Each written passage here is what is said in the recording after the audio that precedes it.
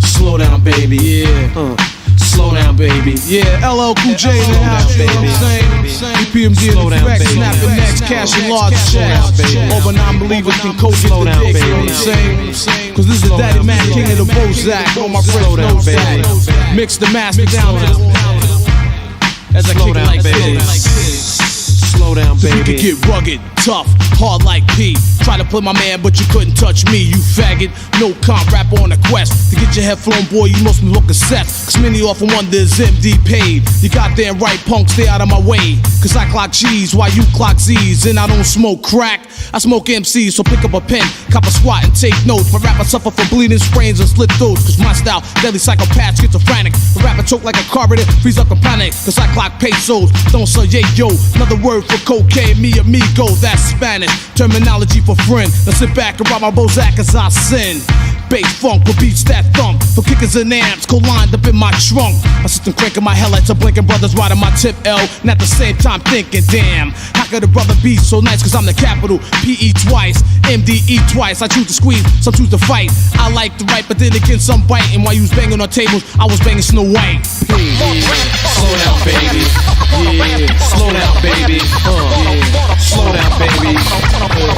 Slow down, baby. The ripper, the master, the overlordian, playing MCs like an old accordion. I get the inspiration from a necessary station. I'm saying I was vacationing. You can't quote with your weaker throat, trying to sneak a peek at how I freak the notes. Major MCs become minor B flats, so retire the mic, get your chains and your bats. Here's your chance to advance, get in your stance. I shoot the holster off your cowboy pants. Pure entertainment, tonight your arraignment. You're guilty, face down on the pavement, no holds barred. It's time you get scarred. You and your squad better praise the real God, the Undertaker, dropping thunder on fakers. When it comes to lyrics, I'm as freaky as Saker. So lay the mic down slow and careful, cause mine is fully loaded and I got another handful. A clip to slip it and start ripping, diving and dipping and giving punks a whipping. Just in case you wanna go a few rounds or so, I'm down so that you clowns will know. Me getting burnt to hurt won't be tolerated. I got rhymes up the forget it, I'm constipated. L. Slow down, baby. Slow down, baby. Yeah. Slow down, baby. When I come around, homeboy, watch a nugget. I master on the beat down, my style's rugged. When I attack the microphone, close the zone. Rap scene's danger, can't roam. Security's packed in wall to wall, can't fall. A rap tank is full, so I can't store. A microphone is filled with premium. Any whack MC that flexes, I'm creaming them. Not with lotion, bust the motion, flotation. When I rock on the mic, I'm like coasting. I'm unique fatigue, at my peak, you still seek a style, cause yours extra weak. New method to rip the stage of my age and get loose and kick like Bruce in a rage. I'm on the rim. Slow down, baby. Slow down, baby. Slow down, baby. Slow down, baby. Slow down, baby. Slow down, baby. Slow down, baby. Slow down, baby. Slow down, baby. Slow down, baby. Slow down, baby.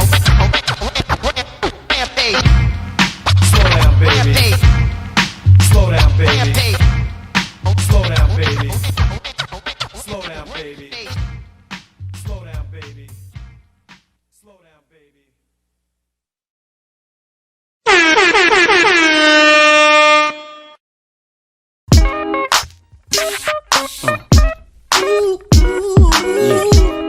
Let's go. It's that bounce right here. Come on now. Time to move on. Time to be strong.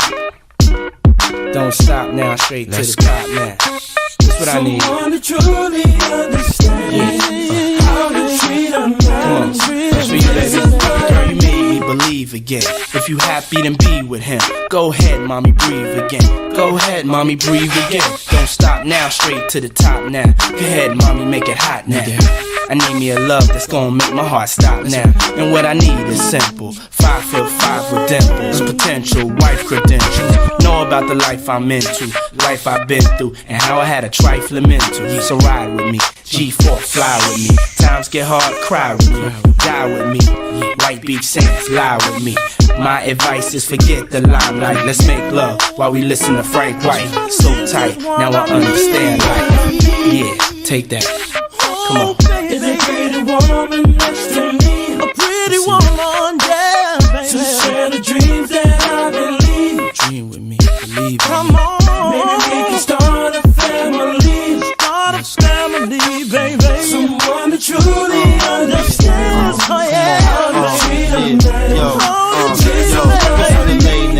should I say now? Come on, ma, been a whole day now. I wanna lay round and sip colada, dipped in Prada. I'm smooth as Eric Estrada, dipped in dollars. We out in Vegas, Nevada. Bubble bath in a champagne glass, about the size of a campaign ad. You don't know how you looked at me, but if love was a crime, you's a crook to me. Cause mommy, I done been around the world, seen a lot of places, been around your girl, believe I read faces. I could tell she don't want me prevail, but I learned my lesson watching Sean stressing. So why listen to her and start guessing? Mommy, you ain't ready to ride to start dressing. I need a girl, receive my mom's blessing. Confession, my love, no contesting. I need affection. Listen, I need affection. Let's go, Mary. Girl, what the hell is on your mind? Yeah. I could be done, but I'm not blind. Come on. There's something leaking in your mind. Get your mind right. Don't look too good for you and me. Always getting weak. That ain't what I need, baby. Is a pretty woman next to me. Yeah. Oh, please, baby. To share the dreams that I believe. I need a girl in my life. Maybe we can start a family. Start a family, baby. Someone to truly understands, baby. How to treat a man. This is what I need. Sun don't shine forever, but as long as it's here, then we might as well shine together. Never mind the weather, go somewhere and get our minds together. Build a love that'll last forever. So let's stop the pain, stop the rain, put stress to rest, girl, stop the games. Name the spot, mommy, I got the plane. Road too rough, I got the rain. Well, I got some things, known to put rocks and rings, push 100-foot yachts and things. Your man don't play. Have you ever been to Sandro Pay or seen a brother play a mandolay? Girl, I wanna just look in your eyes and watch the sunrise. No more lies, no more tears to cry. No more reasons for leaving. You I believe in. Love you to the day I stop breathing. I love you, girl. Come on. Yes, I need a pretty woman next to me. Next to me, girl. To share the dreams that I believe. When I wake up in the morning, maybe we can start a family. I wanna see your pretty face. Someone to truly understand how to treat a man. Oh yeah, what I need. Is that all you want? Is a pretty woman next to me. We could sacrifice To share the dreams that I believe. and maybe we Someone to truly understands how to treat a man. This is what I need, baby. Is a pretty woman next to me. Standing next to me, girl. To share the dreams that I believe. When I wake up in the morning, maybe we can start a family. I wanna see your pretty face, baby. Someone to truly understands, baby. How to treat a man. Oh yeah, what I need is a pretty woman next to me.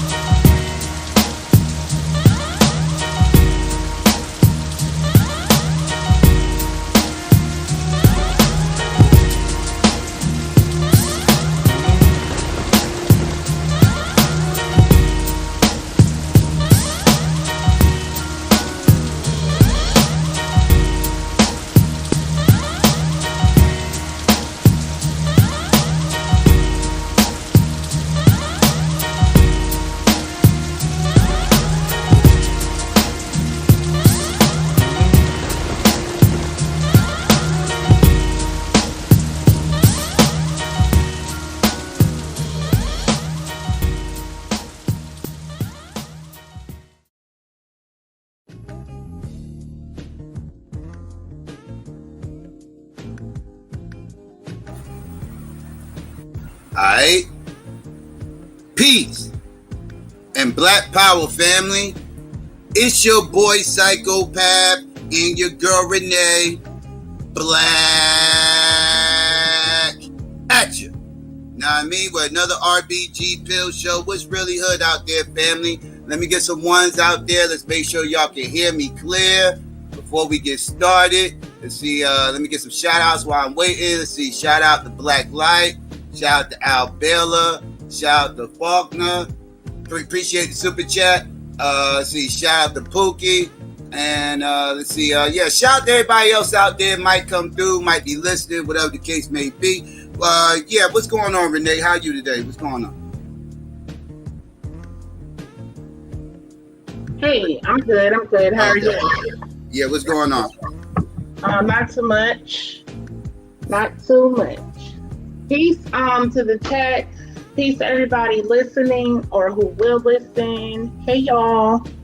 Yeah, we're gonna do a little show to talk about a couple of things, just like a couple of, I guess you can say, I don't even really want to say pop culture. I mean, I guess you could say it's basically BS people, but y'all know how we do. We like to take, that type of stuff and translate it to a bigger message. So, yeah, we're going to get into it. Oh, yeah, definitely. And, a couple of things popped off over the last couple of days we wanted to address, and which one you want to touch on first, Renee? I'll let you drop. I guess we can go on and get into Tila Tequila. Okay. All right. So, yeah. The other day, not sure what day it was it yesterday or maybe the day before? Tila Tequila, I don't even know what to fucking call her, social media personality, I guess. She done tried her hand in a whole lot of shit. Literally and figuratively. She tried her hand in a whole lot of shit. And I don't even really know what to call her. Little Asian chick, whatever the case may be. She had a show on MTV at one point in time. She tried her hand in music. She tried her hand in this and that and a little bit, had like 1 billion friends, I think, on MySpace. I think that's what she originally took off back when MySpace was still a thing. You know what I mean? So yeah, she an old hoe. So anyways, she got on her little soapbox the other day. Why, I do not know, but apparently, let me put this out there too. Apparently, something done happened over the course of the years, because I ain't heard nothing from this chick in I don't know how long. I think since Facebook became a thing, right? That's how long. I know nobody's checking for no goddamn Tila Tequila. No. She was big going out the public consciousness, especially mine. I don't know who the where did you come from? I thought you still breathing, but apparently she's been saved over the years, right? Over the years, she's found God, and now she has God in her life, right? So now apparently she's dedicated a YouTube channel to talking about the good word of God, right? So now she in the midst of her doing her little, I don't know, online ministries, I guess you could call it. Somebody posed a statement, question, or some shit to her. Allegedly a black woman hit her up with a question, a statement. I don't know what you call it, a question, but hit her up that she was responding to something that a black woman allegedly said. So we're going to get into it. We're going to listen to the clip, and then we're going to come back and we're going to address what was said. All right, family, so here we go. I'm about to get ready to play the clip, and then we'll be right back. Something we don't and won't talk about. We are very ashamed of it, says Bando. this black woman. So she says, we are very ashamed of it. So see, God's people don't walk around feeling shameful. God's people are walking around filled with glory and long hair. See? But if a woman has long hair, it's a glory to her. But yet this black woman says, all the black women feel, shameful because they're bald. And I, as a woman, can understand, because that's part of your beauty. It's part of, just natural women, having long hair. It's feminine. But without hair, you're just bald, nappy-headed, crusty head, walking around with your shame. Your shame will follow you everywhere you go. No matter how much money you try to buy, to buy wigs. But before I go further, let me read to you this verse that God himself did that to you. God Almighty, my husband, did that to you. Let me read to you what the Lord God says.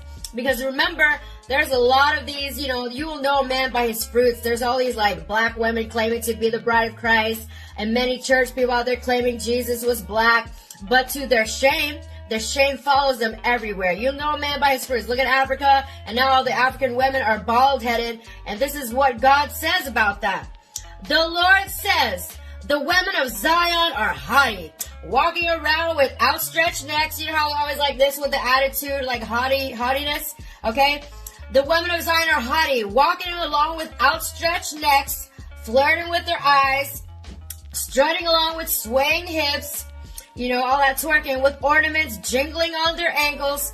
Therefore, the Lord will bring sores on the heads of the women of Zion. The Lord will make their scalps.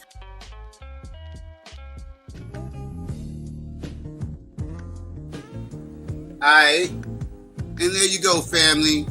There you go. Y'all got to hear what she had to say verbatim out of mouth. And yeah, she said this shit. Uproar. You know what I mean? Motherfuckers is pissed off. And for good reason, right? So I'm gonna go ahead and pass the mic to Renee and let her go ahead and breathe on this, and then I'll come back and give my opinion. Yeah, so this little heifer, if y'all get the chance, watch the whole video to see, because she says, some things in there about black men, talking about that's why black men always kill themselves, because black men are cursed, again, supposedly, from God, and black women are cursed evidently because of black women's hair. So let's get into it, because she is definitely an attention whore. Okay, so it's not even that we really want to give her attention per se, because she's on the thumbnail, her name is mentioned because she's who said it, but at the same time it brings up several points that I think are good to expound upon. And so, this heifer, some of y'all may be familiar. She had that show. She had like a dating show on MTV back in the day called Shot at Love or something like that. And I remember seeing that show, and all these men were vying for her attention or whatnot. She's been ran through. She's done porn. She's done a little bit of everything. I mean, this woman is known as a huge whore. Okay, let's make that clear. She was engaged to some lesbian, to a woman who was one of the heirs to the Johnson & Johnson, corporation, who later died from diabetes or so. She had like type 1 diabetes where she needed insulin her whole life, and whatever happened, she supposedly died from that or whatever. This heifer was engaged to her, okay? She's been with so many different men, so many different women, so many different dogs, cats, goldfishes, whatever you want to name, she's been with it. But she has the nerve to come out here and say what she's saying. Now, she's known currently as Archangel Michael or something like that, is what she, I guess, is calling herself on her channel at this point.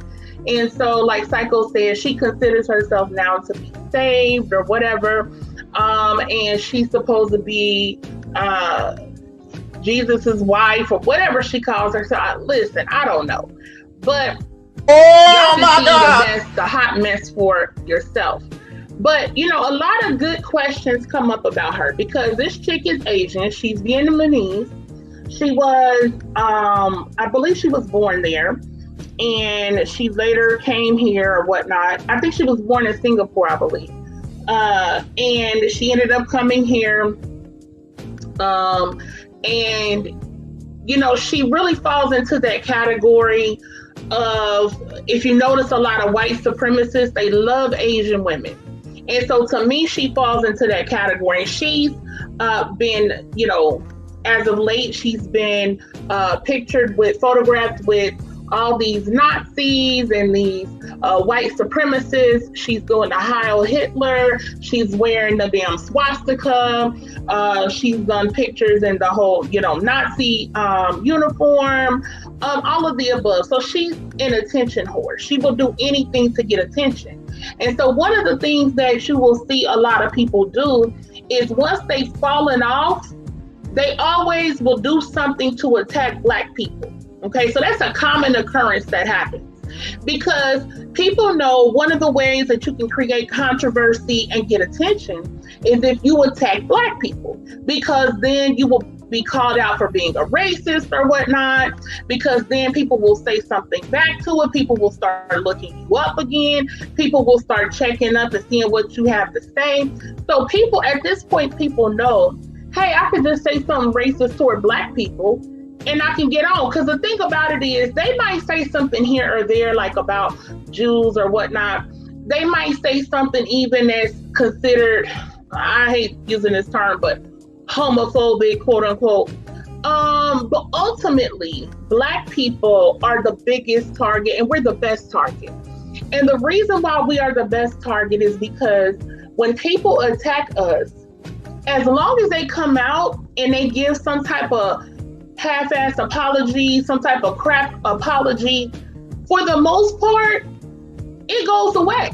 I mean, you look at the long line of people, of white people, of non-Black people who have come out and trashed Black people, said racist things, and as long as they came out and said, I'm really sorry, I was going through this. I guess being racist has to do with your mental illness. I never understood that.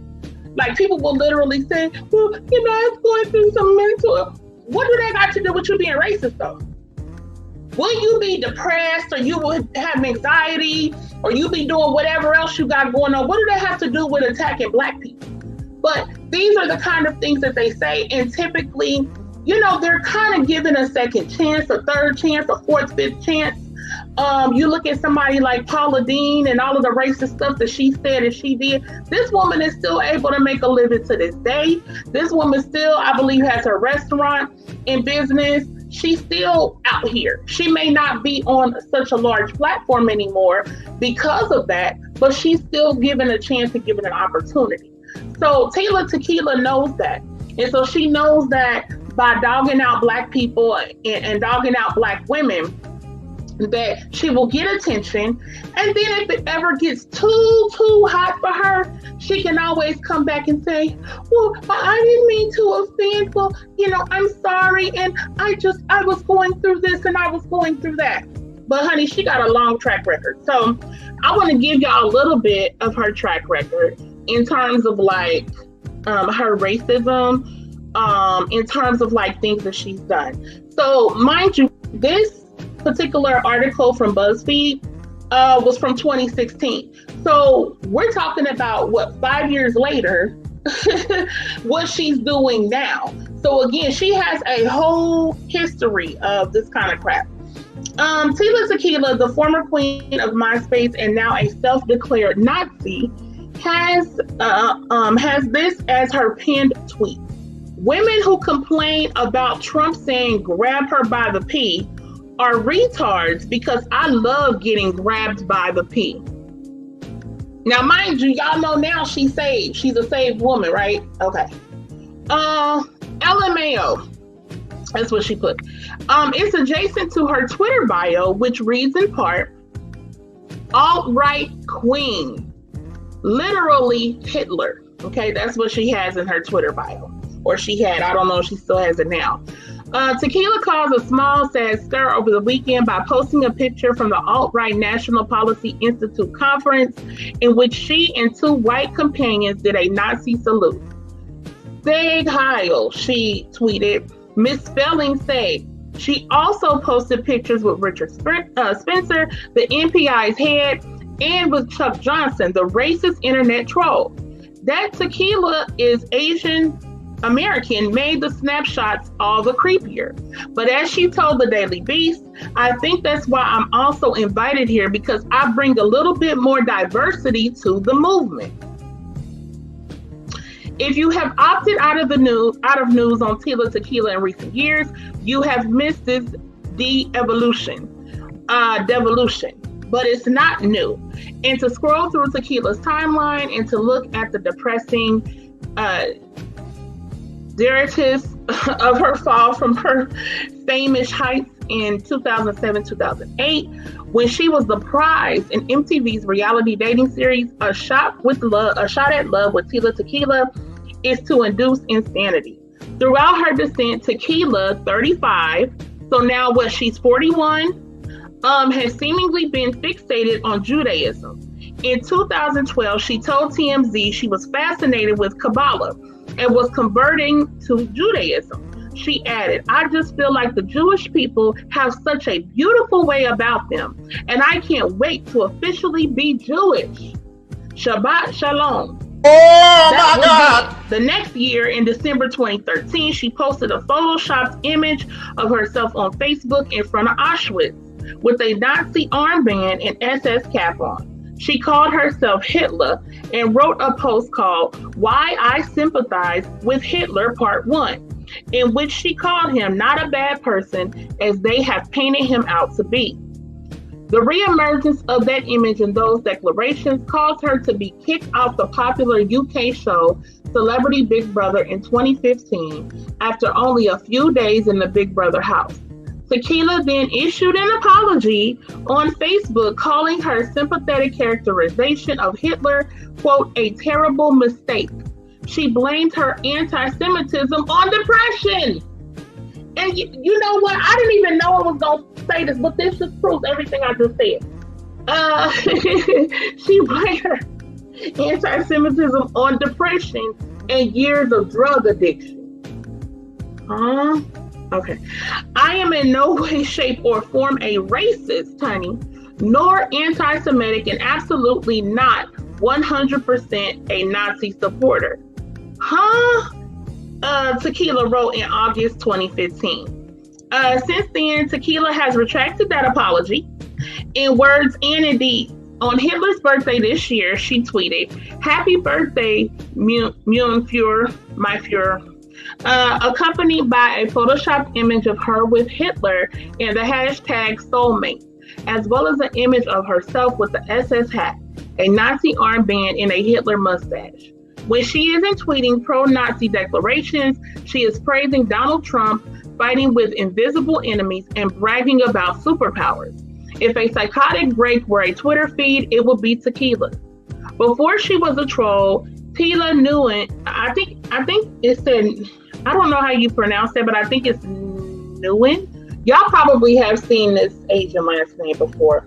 But anyway, who was born in Singapore, to a Vietnamese family and moved to Texas when she was 1, was the first superstar of the social media age. She was the most popular person on MySpace with nearly 2 million friends. She used it to launch her music career, but as Lev Grossman noted in a 2006 Time profile of her, as for what she does for a living, there isn't really a word for it yet. In 2007 and 2008, Tequila, an out bisexual, achieved mainstream fame with seasons 1 and 2 of A Shot at Love, which featured both men and women as her suitors. From there, things got dark. She dated the NFL All-Star Sean Merriman, but it ended in sordid allegations of physical abuse, which Merriman denied, and the charges were dismissed. Let's be clear, the physical abuse was probably from her to him. Let's keep it a buck, because she's crazy as hell. She was then engaged to Casey Johnson, the daughter of the Jets owner Woody Johnson of the Johnson & Johnson family. Johnson, who had diabetes, died in 2010 after not taking insulin. 2 years later, Tequila overdosed. She had a brain aneurysm, she told Us Weekly, and entered rehab. After that, she gave birth to a daughter, Isabella. 2 months after her apology to Celebrity Big Brother, Tequila posted a picture.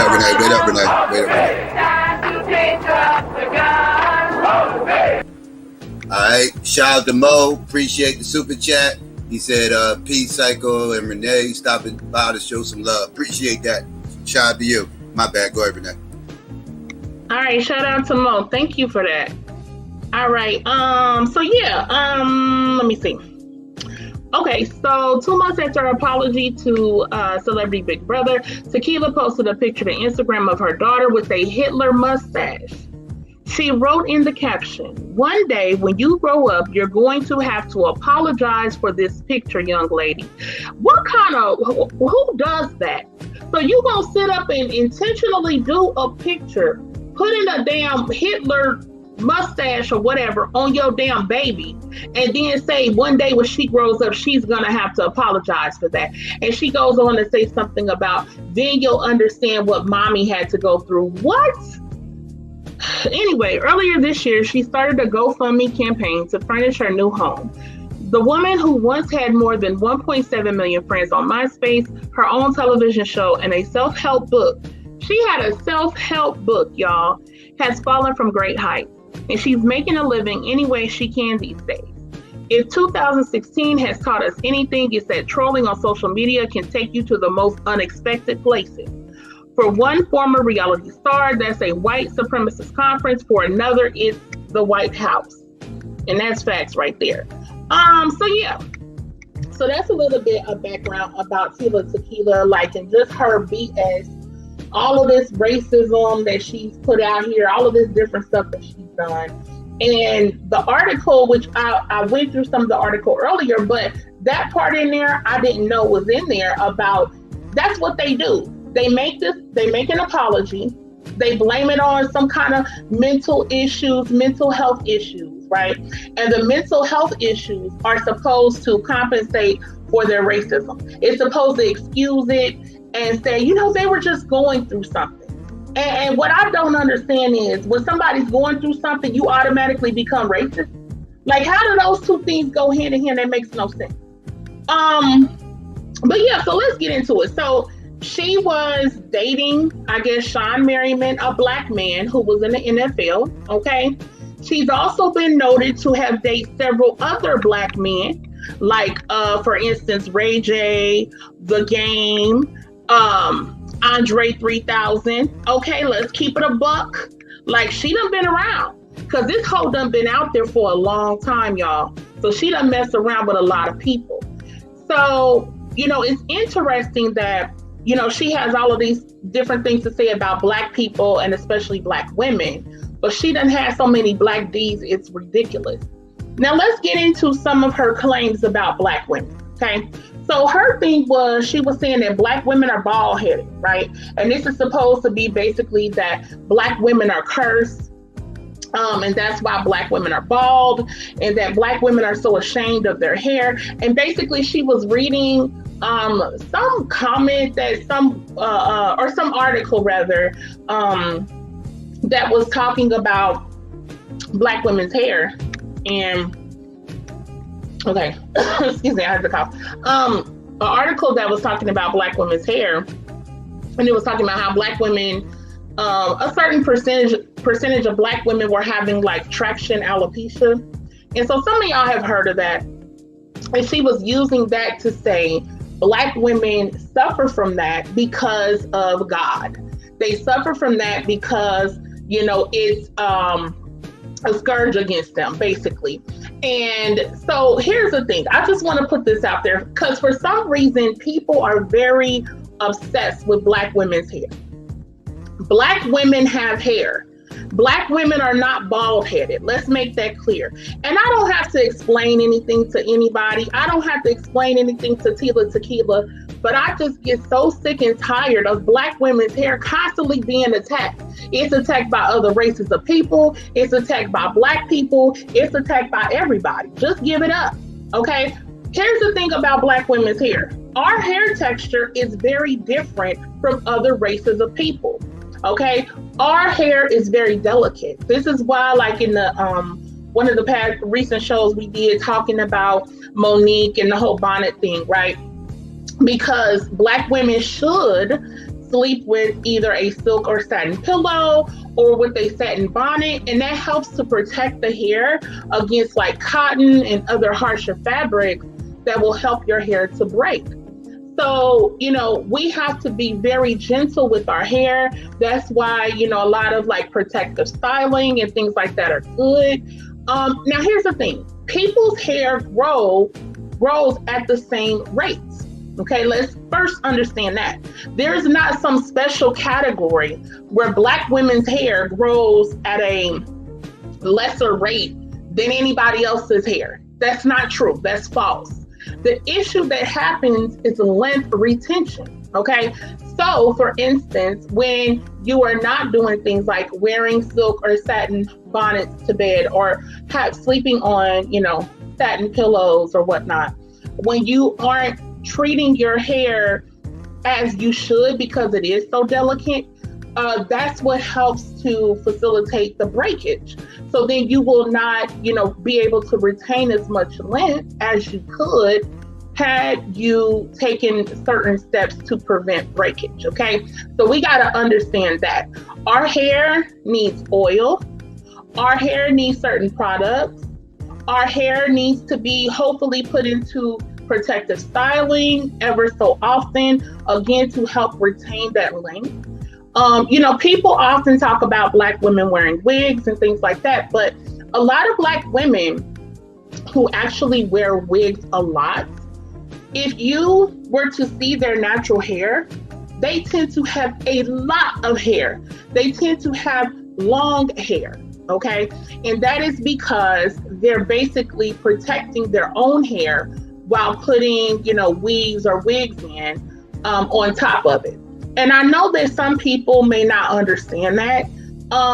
But again, it goes back to the fact that our hair, it takes a lot to care for it. You know, it's actually a lot less work when you have a relaxer in your hair. It's a lot less work when you have a weave in your hair. It's more work with natural hair because you have to be very cautious about how you are handling your hair. So sometimes for women, depending on the industry that they work in, you know, children, what else is going on in their life, they may not have as much time to devote to making sure their natural hair is on point, A1 every single day, all day. Many of them will then get protective styles and then wear, either you can wear protective styles as an actual style, or they will get their hair braided down, which is a protective style, and then have a wig or weave on top of it. Another misconception for a lot of people, shrinkage. Some Black women's hair shrinks up more than others. So even when a Black woman appears to have a TWA, like a teeny weeny afro or whatever, if you know, depending on her curl pattern, you could press that hair out or straighten it out, and that hair would come down way further than you ever thought. So there's a lot of misconceptions about Black women's hair. And Black women can grow their hair to their butt. Black women can grow their hair as long as they want to. However, typically that should be done in its natural state. So that means protecting your own hair underneath. And if you want to change up your style, you can do that. And that's why people use weaves. That's why people use wigs. Not to mention that, you know, Black women have been ridiculed about our hair forever. And in terms of like in the society and having to work and be employed and things like that, there are certain, you know, we're expected to assimilate, basically. You're expected to have hair that makes white people feel okay. I always say this. I think Chris Rock didn't say it, but it might have been Paul Mooney. I can't remember now. But when black women's hair is relaxed, white people are relaxed, and that's facts because they feel like, okay, yeah, she's kind of trying to fit the mold we want her to fit. So she's straightening out her hair. She's wearing styles that may be more conducive to white people and what they think is appropriate. Sometimes when white people see the natural hair, while a lot of them love it and they want to touch it and they want to ask you about it, for some of them, they may feel like, oh, she's militant. Oh man, she's one of those black people. She's one of those kind of black people. So a lot of times when black women were trying to be, trying to get hired, trying to be promoted, in corporate America, in the work world, there were certain expectations there. Okay. Even when you look at things like the military, it was just up until very, very, very recently. I'm talking about less than 5 years, where it was standard that a woman could not have more than one braid in her hair. So black women don't wear one braid. White women and Mexican women and all that, they wear one braid. When we wear a braid, we wear braids, plural, okay? And so that was something that was not accepted in the military. Also in the military, they did not want your hair to extend out, I think it was 2 inches. I believe it's 2 inches from your head. Okay. Well, our hair naturally grows out. Our hair doesn't grow down straight like white people and Asians and these other people. So if you have black women who want their natural hairstyles, but they cannot wear them because our hair grows out, it's gonna be more than 2 inches from your head. So you had a lot of black women for a long time who either got relaxers so that they could pull their hair back just in a sleek ponytail, or so that they could have their hair in one braid or whatever. And you had other black women who cut their hair very short, just in order to be able to fit into the parameters of the military. So it was not conducive to black women who did not want creamy crack. It was not conducive to black women who didn't want to cut all their hair off. So these are just examples of expectations that black women have had in the world in terms of our hair.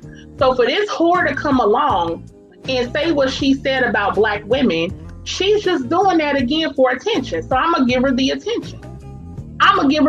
Because we need to go ahead and put this out here, because it's not just people like her, but I hear black people repeating a lot of this kind of false rhetoric. This idea that black women are bald-headed and black women cannot grow hair.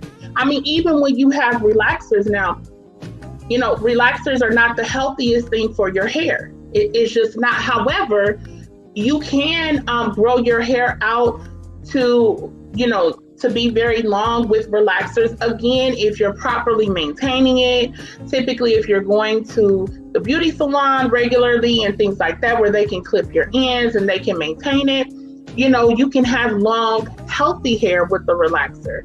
But typically, if you're trying to really grow your hair long, natural is the way to go, but you have to protect it. Now, so, this whole thing about the Bible and religion and using this as a means of attacking black women, I'm guessing that she was pissed that some other black woman or black women were saying something about Jesus is their husband or whatever BS. And because if you go listen to the full video, she kind of mentions that. So I guess she was mad about it. And so she saw that as a way that she could attack black women and put black women down.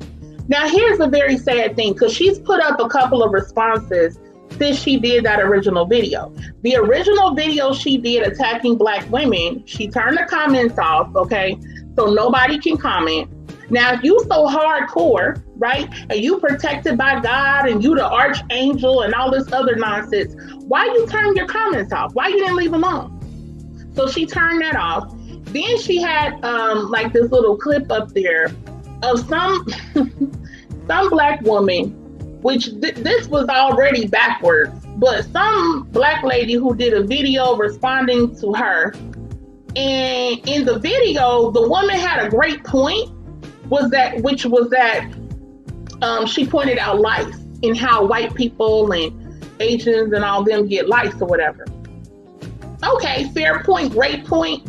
Yeah, let's pay attention to that. However, she goes on to say, I have a biracial daughter.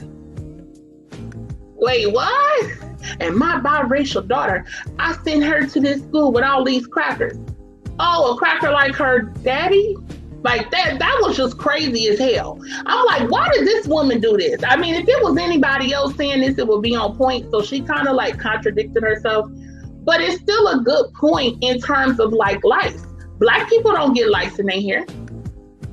Like if you've ever gone to a white school or anything, you know a school can get shut down if they get, too many lice cases. Like they'll actually cancel school. Like that's a real thing. Like that's a real thing. And it's like a whole process that white people have to go through where they have to get like this chemical put in their hair that's supposed to kill the lice. And then it's like this metal comb, and they go through the hair trying to get all the lice out their hair.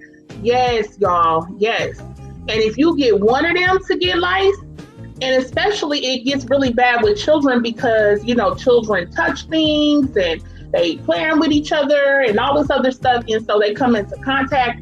And so when one child gets lice and, next thing you know, you could have the whole class get it. The whole class that's white get it. But as Black people, we don't deal with that. We don't deal with lice. It's typically not something that, we can even speak of. We put grease in our hair. We get dogged out because we don't wash our hair every day. But see, that's because we don't get greasy like they do. If they don't wash their hair after a couple of days, it gets greasy and built up and all it just looks disgusting. So they have to do that to maintain their hair. We don't have to do that. So, I am very happy about Black hair. I love it. It's beautiful. Our hair is unique. We can do all different kinds of styles. And people like Tila Tequila, she just shows how jealous she is of Black hair and how she literally has nothing else of value. Think about that for a minute. She has nothing else of value. Your value is simply your hair.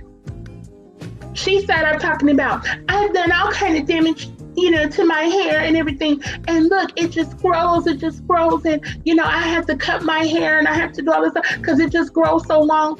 That's really what you have to be proud of.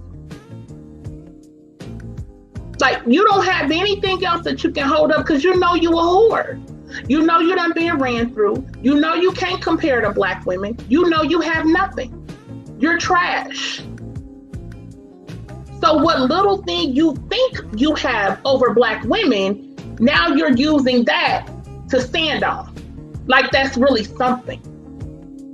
And it also just goes to show that, a lot of these people, they pay attention. And a lot of other races of people, not to mention she's Asian. We know the, Asian beauty supply stores and all that.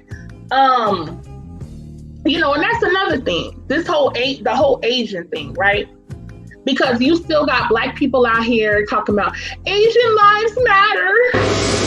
You still got Black people out here that's riding with Asian people, that's getting mad at other Black people that's not supporting their little movement or whatever they got going on.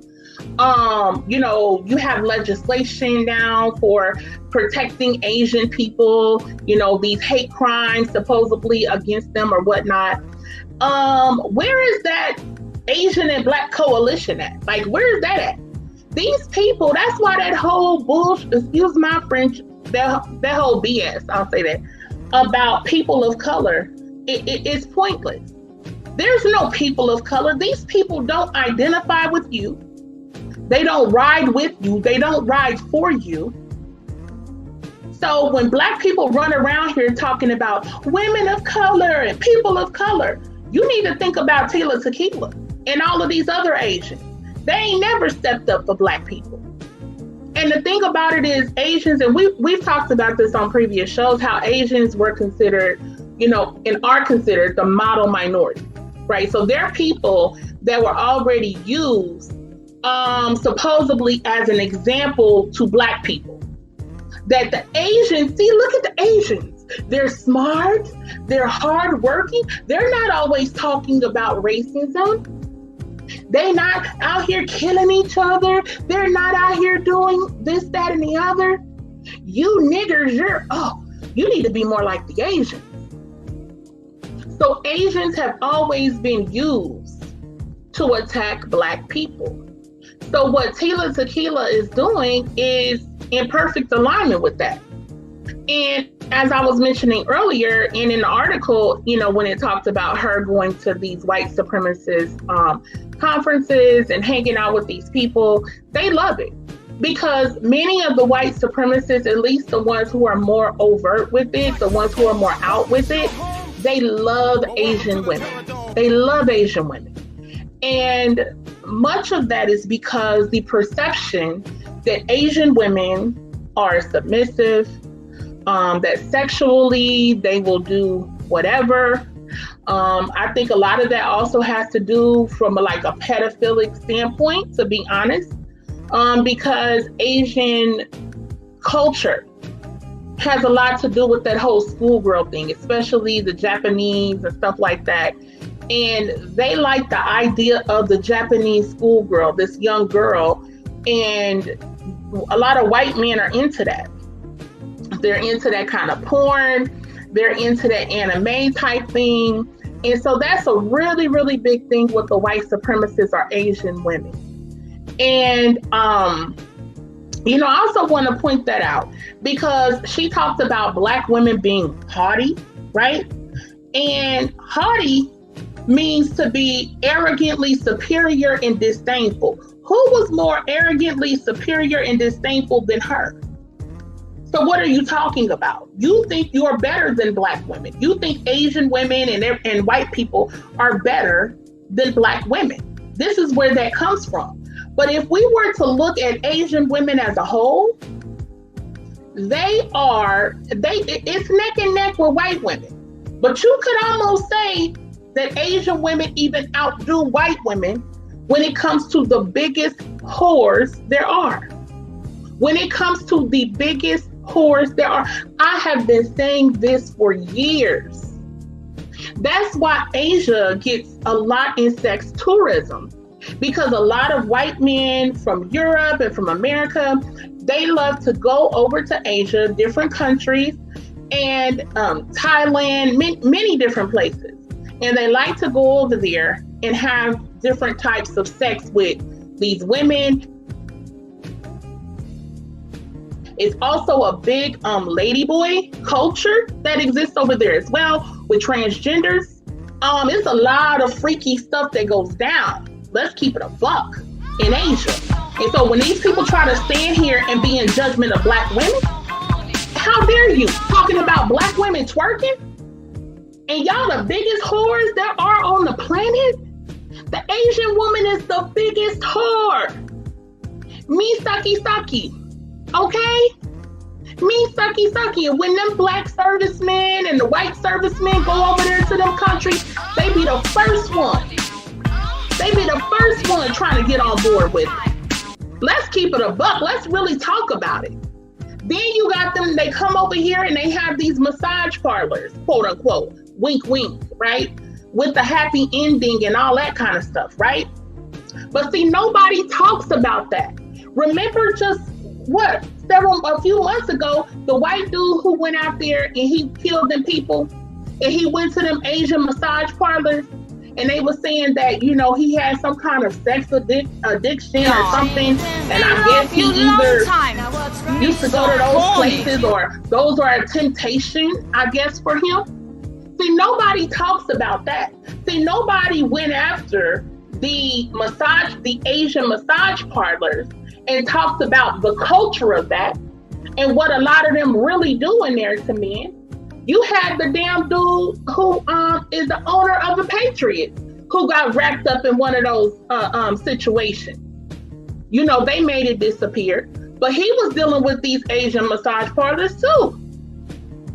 So So the fact that people love to talk about black women twerking, they love to talk about black women, being hoes or being, over sexual or whatever, big butts and this, that, and the other. They love to talk about that in relation to black women, but they never talk about these other racial groups who are straight up whores. The whole idea of like the geisha girl, a whore. Let's keep it a buck. But see, it's made to look something different than what it really is. So Tila, Tequila, have a seat. They said this woman was going to try to adopt a Haitian child, a Haitian baby.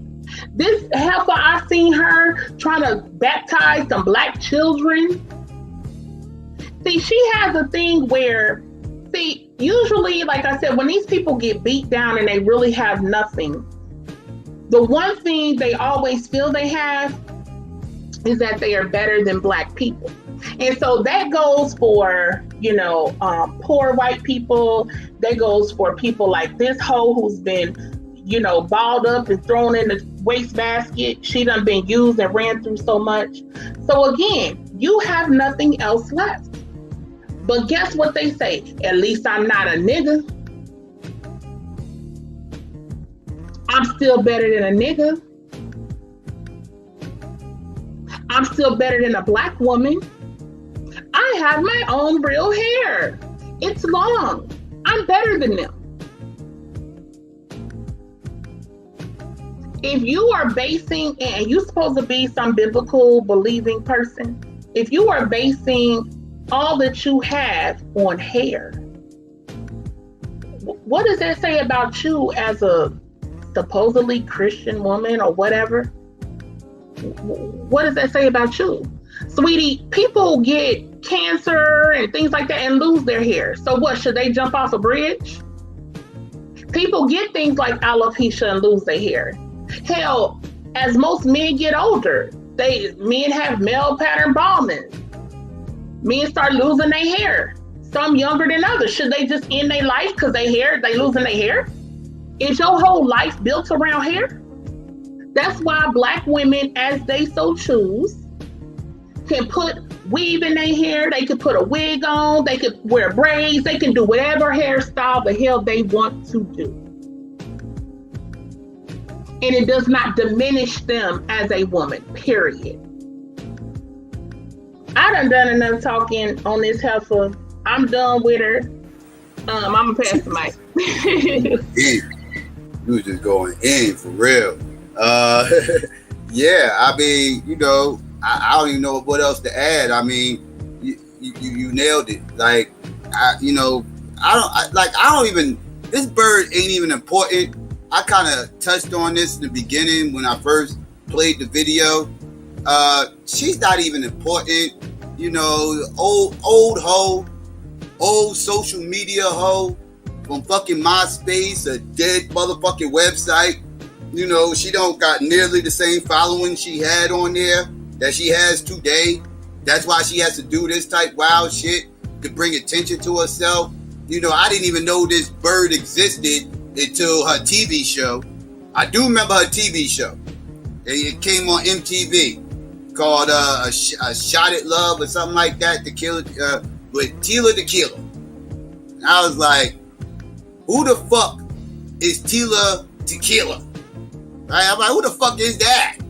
And I come find out it's some bird that be on motherfucking MySpace and shit. Like, I don't even think I was on MySpace at the time. This might even been before I was on MySpace. I don't even know if I was on social media at the time.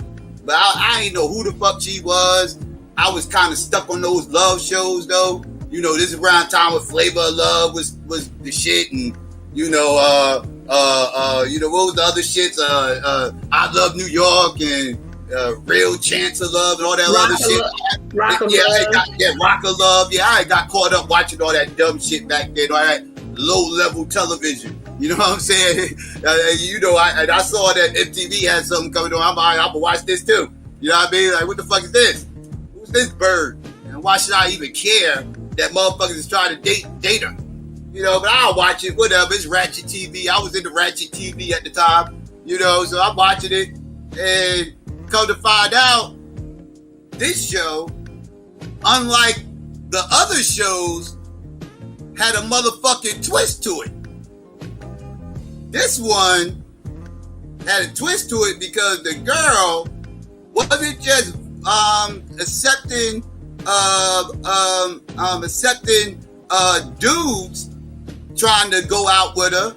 No, she also had chicks on there trying to motherfucking date her on the same fucking show because she was promoted as being bisexual, right?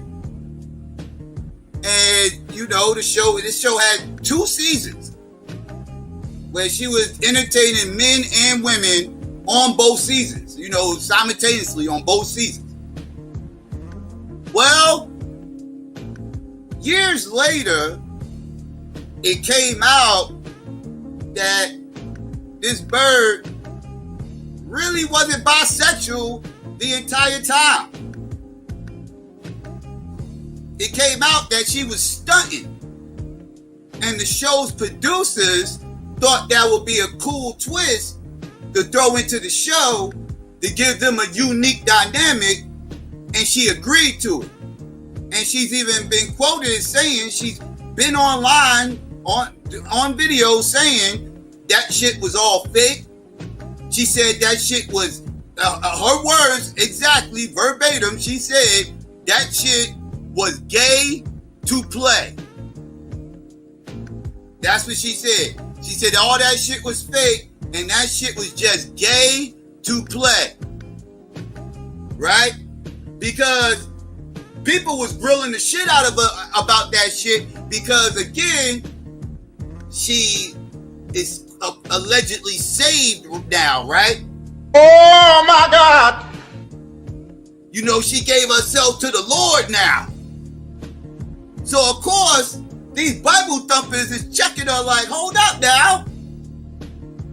You was just doing all types of simple ass shit on motherfucking TV. You was up here promoting that lifestyle. You are gay. And now you sitting up here saying you are not gay? You are not, like, because she had to clean it up. She had to clean all that shit up. Like, nah, I was never bisexual. I was never into women. That was just an act for the show. Right? And, you know, reports came back saying that she never did actually go out with these people after the show. Like, she never had any dealings with any of the winners of the show after the show was over. Right? So it could be some truth to the shit being gay for pay. And we all know that the agenda is real and the agenda is out there. So I can totally see that being the truth. I'm not even going to say she's lying about that. Totally sound like something that these reality show producers would try to drum up for ratings. Right? And it worked. Because they got a lot of ratings on that show at the time. Right? And yeah, you know, this bird, but they forgot to mention these tweets. These little tweets right here that she had made. Look at this shit. I bet all the blacks here just smoked the blunt. Well, Tila, if I was in that motherfucking place wherever you was at, you would probably be correct. You would probably be correct if I was in the building. But you can't just assume that everybody get down the way I get down. But if I was in that bitch, you would be correct, Tila. You would be totally correct. But this other tweet though, you way out of pocket. What is this? I am for real on my way to Target. I'll be safe there since the colored shops at Walmart. The colored. She'll be safe there, right? Because you know, that's where the colored shop at, right? And this is why I tell people, stop with that people of color fuck shit. Stop with that people of color fuck shit. The colored shops there, really? But then she'll turn around and say she not a racist piece of shit. She's totally a racist, slanted-eyed, motherfucking cocksucker. That's what the fuck she is. Me love you long time. Me Are you so shitting horny. me? Are you shitting me? Motherfucker sitting up here talking shit. Look at this bird. Look at this bird. Look at this bird. And why are people acting? She acting like that is all her hair. She wear weaves too, motherfuckers. I just thought I'd let you motherfuckers know that is not all her hair. Her hair is not that full. I'm sorry to tell you motherfuckers. Alright? All you motherfuckers like to probably think she fine, all that shit. I don't see it. I don't see it. First of all, she shouldn't be talking about people's hair when she herself wears a motherfucking wig. She got so much makeup on right now, it's disgusting. Look at all that browser she has on. Look at that moon head she has. I mean, she got a fucking walk head. Her head looks like a fucking walk. Look like I can scramble eggs on one side of her head while frying some motherfucking chicken on the other. It looked like I can make some chicken and broccoli on her fucking cranium is what the fuck I'm telling you, son of a bitch. Her head is humongous. But I want y'all to understand though, family. Look how she looks without makeup. Look at this shit right here. See, this is how these motherfuckers get y'all silly ass motherfucking Negroes who like to fawn over fucking internet pics. Oh, look at her without the makeup though. Without the browser, right? The bronzer, what do you call that shit? Bronzer? Look how pale this motherfucking shit is. Look at her. Look, her hair look dead as shit. Right? And I also want y'all to notice, she keep talking about how black women is bald-headed. Black women is bald-headed, they curse with bald heads. But what's good with those bald-ass fucking eyebrows? Your motherfucking eye ridges is skin tight. You got skin tight eye ridges. Tila, are you shitting me right now? Look at that. Why is your eyebrows bald? Why does it look like you going through chemo right now? Riddle me this. Tell me. You look like you're smart enough. Your head's big than a motherfucker. You should be able to give me an intelligent answer on how are you talking shit about baldness when your eye ridges has a receding hairline. I need you to explain this to me, Tila. You funny looking, fortune cookie eating, motherfucking.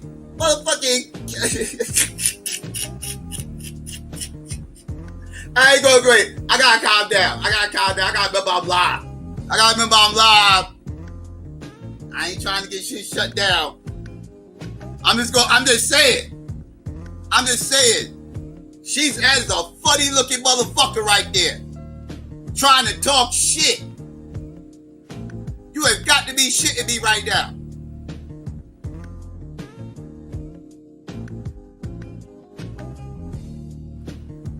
That bird right there,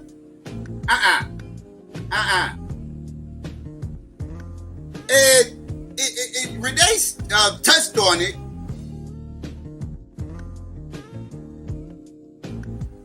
Renee touched on it and mentioned all this little fake ass outrage about black people attacking Asian people. All this fake ass outrage about black on Asian crime.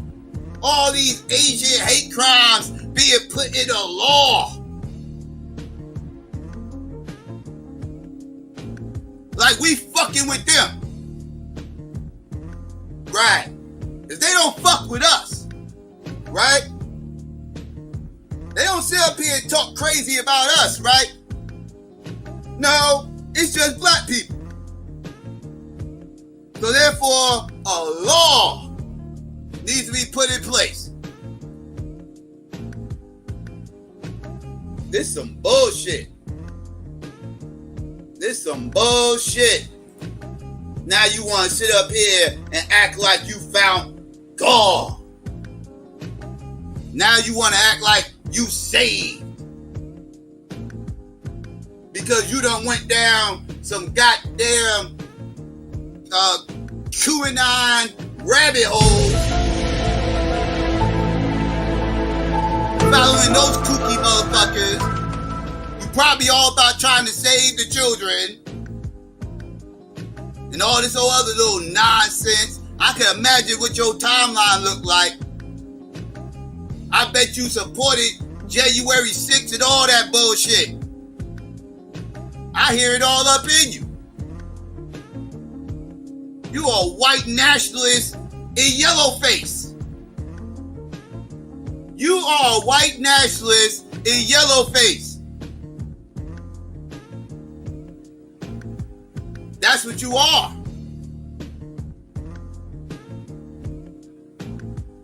And that's what a lot of these motherfuckers are. And this is why I try to tell people, stop trying to include everybody into our movement.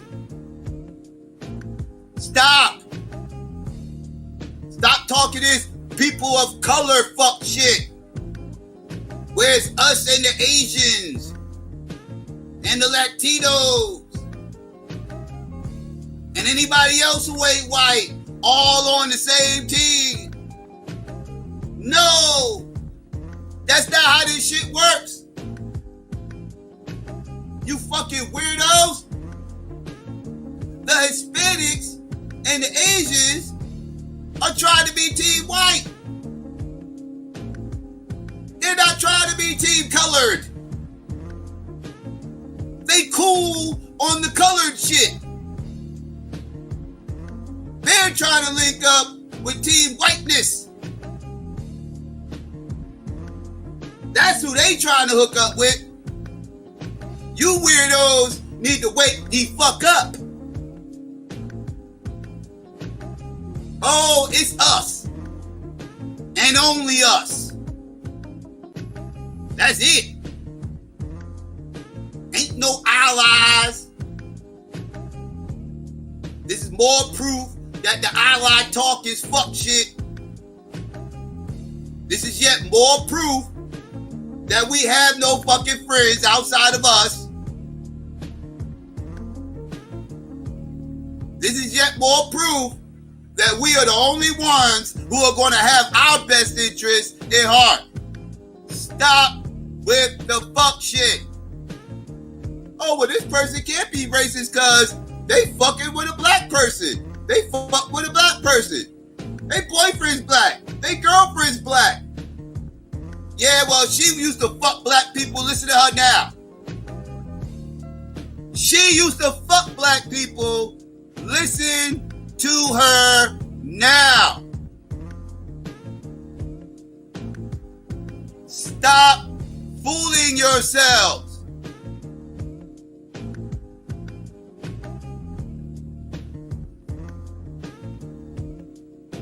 Just because somebody's fucking somebody, that means nothing to me besides they're fucking. That's all that shit means to me. They're fucking. Okay, Motherfuckers fuck all the time. I make the argument all the time that you ain't even gotta like a motherfucker to fuck them. People hate fuck all the time. People got different fetishes. People fetishize different shit all the time. That just tells me you have a sexual preference or a sexual fetish. That's all that shit telling me.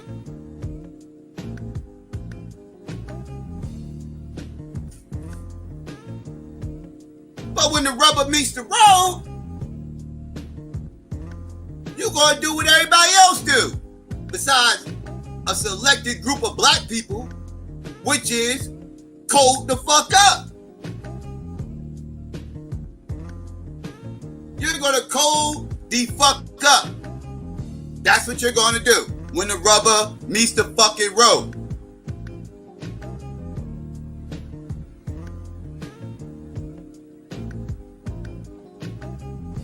Feel me? But so I'm about done with this little silly bird. She's not even really relevant, especially today. She wasn't really relevant to me back then when she had 2 billion MySpace friends. She damn sure ain't relevant now. Well, 15 minutes been up. Her 15 minutes was up about 15 years ago. Her 15 minutes was up about 15 years ago. So she's kind of irrelevant and trying to become relevant again. But I'll go ahead and pass the mic back to Renee if she want to get back onto this. If not, we can get into the next story. No, you was on point. Dang, it was something. That was said. I forgot to mention. Oh man. Oh well. It might come back to me. Yeah, it was something about this whole type of thing or whatever. But anywho, we can move on. If it come back to me, I will say it. But yeah, so as you see on the thumbnail, if y'all saw the thumbnail, y'all, Lil Nas X and Diddy, y'all. Okay. So we gonna get into this. So the BET Awards was on Sunday night, and I did not watch. I saw little bits here and there, different things and whatnot. I think it was good when Latifah got honored, and you know. Alright, shout out to Jamire. She said mad peace and love. Alright, shout out to you. Appreciate the super chat. Shout out to you. My bad. Yeah, thank you. Yeah, so I did, like I said, see little pieces here and there or whatnot. Now, speaking of attention whores, okay, as far as Tequila goes, Lil Nas X. And once upon a time, because I was going to say bisexual attention whores. If I don't know if y'all remember but there was a time when Lil Nas X, like when he first came out, and then came out like on the music, and he said something about he was bisexual, which is always what these different dudes do, right? Who like get famous, and then they know like some stuff gonna come out about them because they know they gay as hell. They always come out with this thing of I'm bisexual, right? Anywho, we know he's gay as hell. So yeah, Lil Nas X had a performance. He performed the song that he did that video where he was the devil and all this stuff, lap dancing, whatever. That video, he performed that song at the awards. And yeah, it was a lot of people talking about it because he took it upon himself as the attention whore that he is, to kiss to male, of course, backup dancers that he has. And so he kind of had like an Egyptian theme or whatnot. And so at this point, people pretty much know that he's going to try to ram homosexuality down people's throat. No pun intended. I know. Yeah, I'm like, no pun intended. Yeah. Are gay. Sorry, guys. But yeah, he's going to try to force it upon people and try to make people as uncomfortable as possible. Try to make people accept it. We're going to put it in your face. We're going to do it right there in front of you. And I dare you say something about it. I dare you feel some type of way about it. And it's in line with, you know, the whole homosexual agenda, if you will, on the Black community I've been speaking about for umpteen years. I can only think of going back to like 2013 and how a lot of people would have never thought what's going on now, like with that whole thing, like that would be really popping off like it is. And the fact that, you know, because back then people was talking about, you know, same-sex marriage would never pass. Like people was saying that back then. So look at how much has happened within that time period. But anywho, so, you know, being an attention whore that he is, and he wants to force this upon people, you know, he did that. Now, what kicked up even more dust was Diddy's response to it.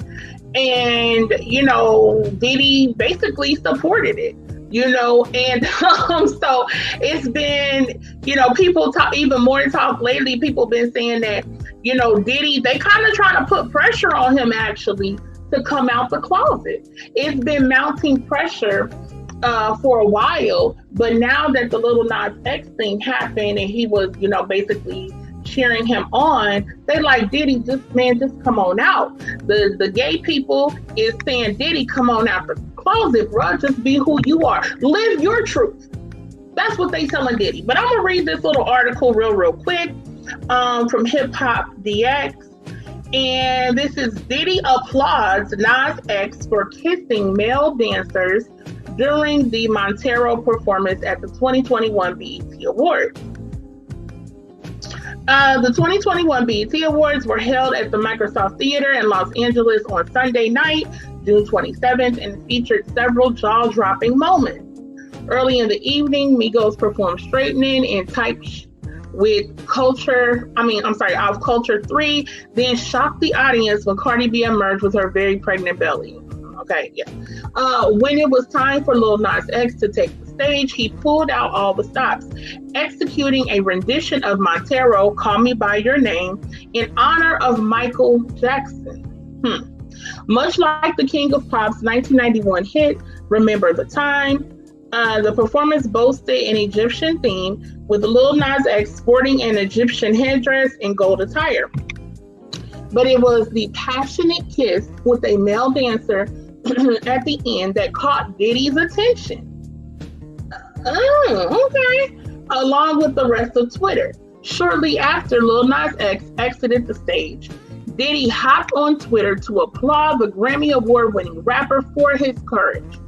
Lil Nas X did that, he wrote. Be fearless. And then he gave some hand clapping emojis, y'all. As for Lil Nas X, he was met with both praise and criticism from the general public. Of course, the negativity is nothing he can't handle. The Old Town Road breakout star has been the recipient of plenty of homophobia, oh gosh, since he came out in June 2019. Homophobia, how so? Like, what are y'all talking about?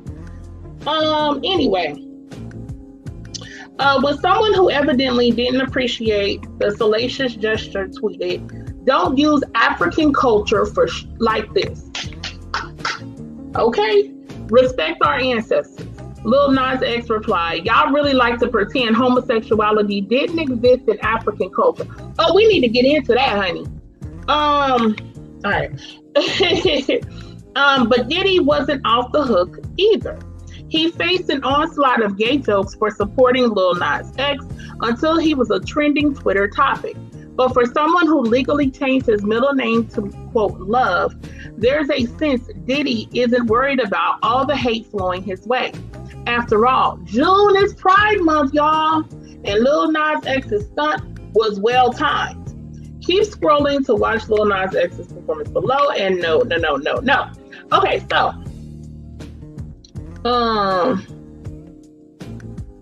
why did when Diddy had put the tweet up saying Lil Nas X did that, be fearless? Why did somebody comment under that and say, you about to fly him out, huh? Okay, he probably done already flew him out. Let's keep it a buck. Because Lil Nas X said, you know, he is messing around with somebody in the industry and some different things I heard him say before. So, yeah. But anywho, let me just address this real quick though.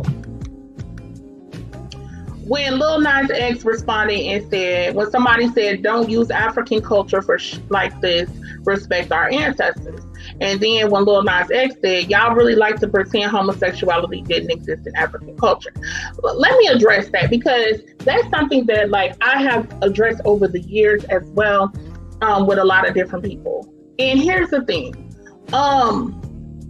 It's not about saying that homosexuality did not exist in African culture, but it's to say that it was not upheld, okay? It was not something that was supported and recognized by African societies, okay? That's what we need to understand. I mean, there are all kinds of things that exist within society that are not supported.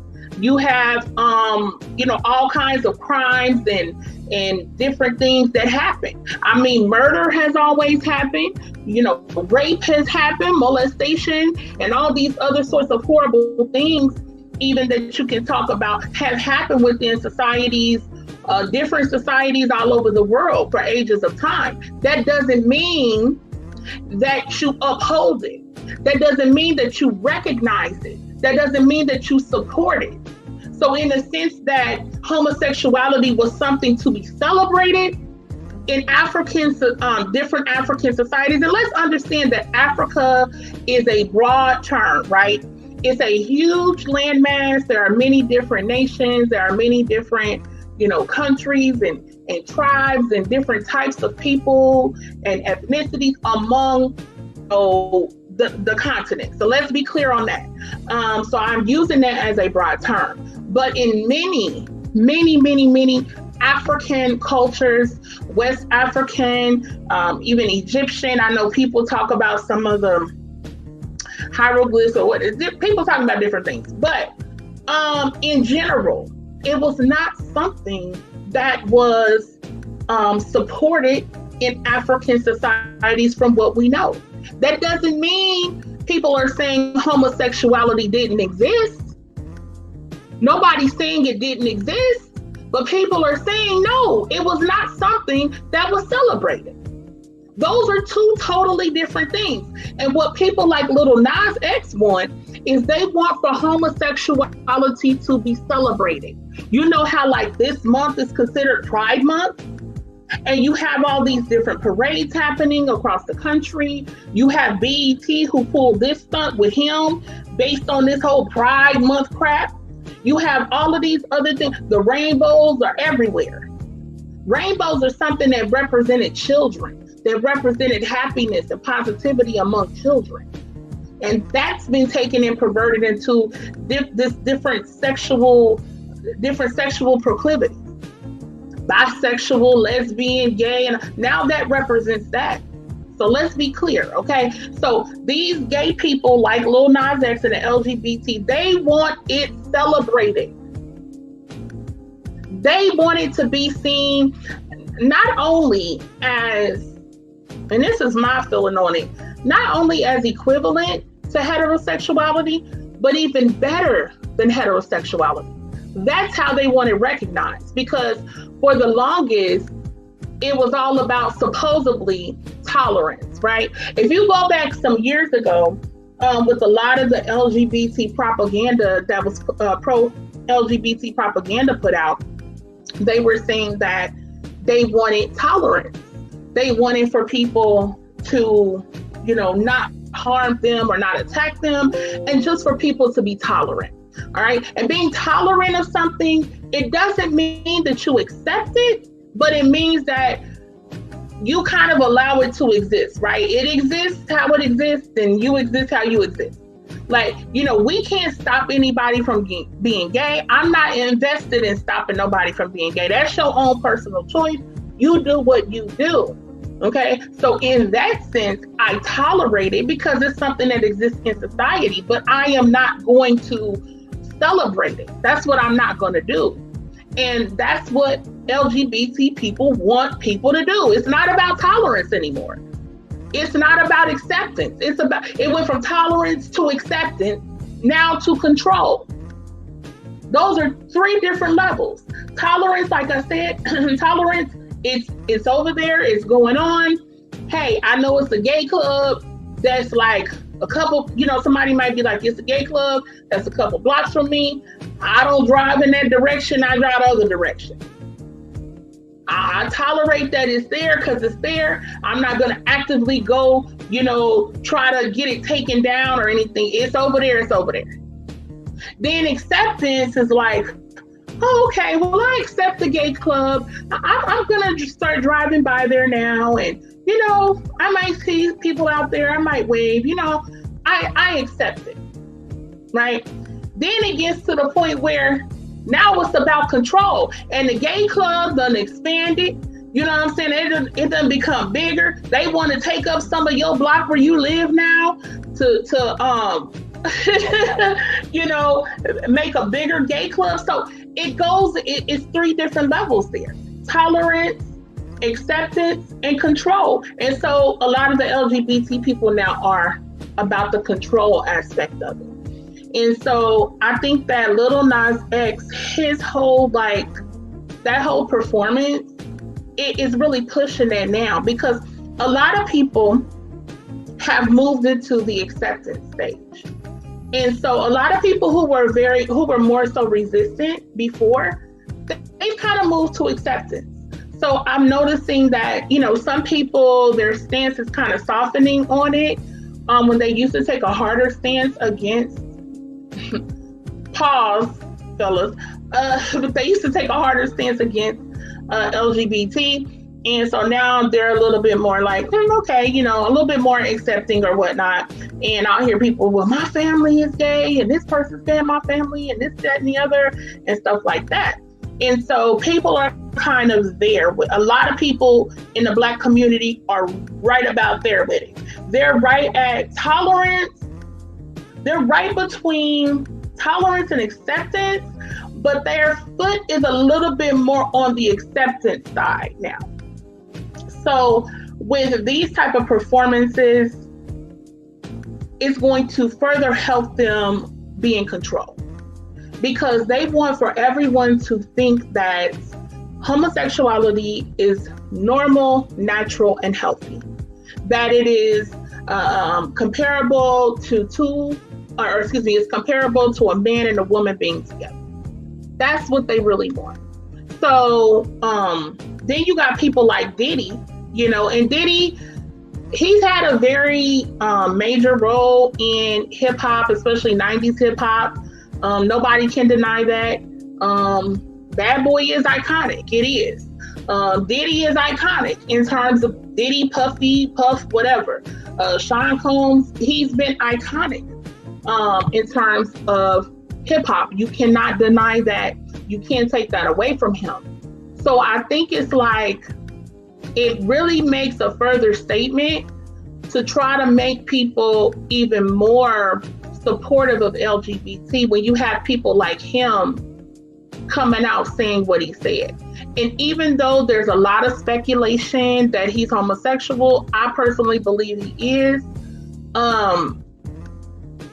You can't confirm it. You can't confirm it yet. I mean, it's been a lot of things he done said. It's been a lot of things he done did. It's been a lot of rumors. It's been a lot. But nobody can just straight up say, yes, this man is 100% homosexual. Here is his man. Here's his boyfriend. Who's the dude? Here's the dude he's been with for years.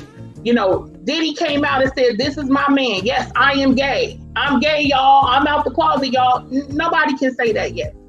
So it is still a really, really bad look for hip hop to have somebody like him saying that, especially when people try to class Lil Nas X as being hip hop.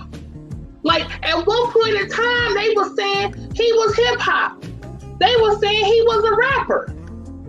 And you got this dude sitting up here with a damn hot pink damn cowboy outfit on. Then you got this dude sitting up here with makeup on. You got this dude sitting up here with all kind of little nasty stuff on. Now you got him up here on BET, kissing two dudes. And here's my thing, like, think back, and I know people talk about like rituals or whatnot, and you know, I'm not into that spooked out thing. Oh, that's what I was gonna mention about Tila Tequila, if I get a chance. She had came out with some of that Illuminati stuff too, and I was just gonna say that's another thing that people do when they fell off. Is one way that I said that. I said you can tell she went down that rabbit hole. Yeah, you can tell. Okay, yeah. They'll start talking that Illuminati stuff because then they know people be like, what? See, she was in the industry. See, she was in the industry. She knows. Even though this whore is a liar, even all she does is want attention, she will say and do anything. People will grant her some type of credence because she said something about the Illuminati and she was supposedly a celebrity at one time. So, yeah. But yeah, I know that people talk about like quote unquote rituals and stuff like that. And I'm not, y'all know we not into that whole thing. I think it's more kind of simple and basic than that. I don't think it's really anything spooked out. Homosexuality is rampant in Hollywood and Hollywood. It's rampant. It's run by a lot of gay people. And they want to get down with the get down. I don't think it's anything spooky or spooked out. I think it's just on some real sexual, deviant, nasty-ish. And so if you think back on MTV, I think it was the Video Music Awards, I don't know what year, but if y'all remember when it was Madonna, and Madonna kissed Britney Spears and Christina Aguilera. Do y'all remember that? And they was all on stage performing together.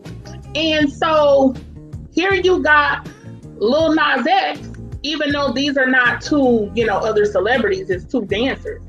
But he's basically doing that same thing, but it's with dudes. Now, when it was with women, because people tend to be more accepting of lesbianism or women being quote unquote bisexual, people accept that more because that tends to be a lot of men's fantasy, is being with more than one woman at a time. So men are more accepting of that. But mostly men are accepting of it if they're involved in it. Like they want to be a part of it more so. But men are much more accepting, let's keep it a buck, of lesbianism. And that's one thing a lot of gay dudes be getting mad about, because they're like, well, y'all don't care, y'all don't trip. When it be, they're telling guys, y'all don't trip when it's two women, but if it's two dudes or whatever. So I feel like that was like a precursor. That was like a, to get the things in motion. So you had these white whores up on stage at the Video Music Awards kissing, okay? Now jump to however many decades or however many years later, you jump to this dude, a black dude, on BET, on stage in quote unquote Pride Month, kissing two dudes. And then Diddy is giving it a hand clap. Diddy's cheering it on. Other people are cheering it on. So it's just interesting, that whole dynamic. And, people are more accepting of lesbianism also because of the nature, and I'm not going into it, but I'm just, the nature of what two men do together. It's just, okay? So the nature of what men have to do with each other, I think in general, especially men and society as a whole, women included, Because you got a lot of women out here now that's like, I'm bisexual, I'm bisexual, I'm bisexual. So many of these young girls or different things like that, they run around saying that. So anyway, I just mentioned that because I feel it was a precursor to this. So now it's black, but now it's men. Now it's dudes. And now everybody is so scared and so shook to be seen as homophobic. Now everybody is so shook to be, to say anything critical. People don't want to say anything critical about anybody gay. Like, that's the crazy world we living in. Because here's the thing, that wasn't even appropriate. If that was a man and he was kissing two women, why does that need to be done? It's a damn award show. You got younger kids who watch the BET Awards. They want to see people like D.A.B.A.T.E on there. They want to see Lil Baby on there. They want to see some of their little favorite rappers or musicians or whatnot. And people may be like, well, parents should let their kids watch it. Well, whatever. It's the BET Award. It ain't the damn porn awards. Supposedly, you think it's not. But hell, it is. Not only is it the porn awards, it's the gay porn awards. Like, why is that appropriate? Even if that was a man with two women, if it was a dude, if Lil Nas X was straight, right? And then it was two women that was backup dancers, and then all these other women beneath them with their hands all on them, and he's kissing these two women. That wouldn't be appropriate. It just wouldn't. If it's on some adult, late night, adult, whatever, and people know, and it's supposed to really for real be grown people watching that on something else, that's different. But no, the BET Awards, really? Like, that's what we doing? Like, it's summertime, kids ain't in school, they staying up late because the awards here, I think, was on like 10:30. They went off at 10:30, so yeah, kids are up. A Sunday night, yeah. And let's say you got, an 11-year-old. You got your 11-year-old son. He likes D.A.B.A.T.E. He likes him as a rapper, right? He's gonna be performing and everything. And so your 11-year-old son wants to watch the BET Awards. And you're like, okay. And you're like, well, I'm gonna watch it with him so I can know, I know he likes this rapper and, okay, fine, cool. Because I know my parents let me watch award shows and stuff like that. I know that was a different time, but still. So you letting your son watch it. You watching it with him. And then this mess come along. So now what do? You act like this is just normal, natural, and healthy. You act like this is acceptable. But then your child, because of the day and age we're in, they've already been fed pro-LGBT propaganda at school. They've already been fed that in the media. So some of these young people, they're like, that's wrong. You shouldn't say anything about gay people or this and that. So then the parent is in a struggle with trying to make sure their child knows, hey, that shouldn't have been shown on TV. That's inappropriate to be done. I don't support that. You trying to let your child know these kinds of things, but then at the same time, your child's been told all these other sorts of things. So this all the way around was just some straight up mess. I've seen people kind of going in on some twerking and some other dances and stuff. And I think sometimes we are too hard on our own people. Sometimes we too hard on certain stuff, but on that right there, oh, hell no. That was horrible. And Diddy, he got children of his own. His daughters are what? His daughters are teenagers. I want to say he might even have a child younger than that, but I know his daughters, they're what, like 14 or 15, something like that. And like, you think this is cool? So anyway, that's my stance on it. Diddy need to go on and come out the closet. Yeah, you need to, he probably done flued out Lil Nas X before. And yeah, at this point, yeah, I'll pass the mic. Mm-hmm. Yeah, like that whole Lil Nas X shit is all. It was so obvious what's going on, and like B.E.T. invited him on there knowing he was liable to do some shit like this. Let me put that out there, right? B.E.T. full of shit, right? First of all, why the fuck is he even on B.E.T. fucking awards? When Lil Nas X came out, he was vibing for a white audience. That motherfucker had on straw hats, a piece of straw in his mouth. Pause. But he's sitting there with straw hats and a piece of straw in his mouth. Pause. And some fucking cowboy boots, some fucking Wrangler jeans. You know what I mean? Sitting on top of a haystack, motherfucking trying to reenact Brokeback Mountain. Why is this motherfucker on the BET Awards?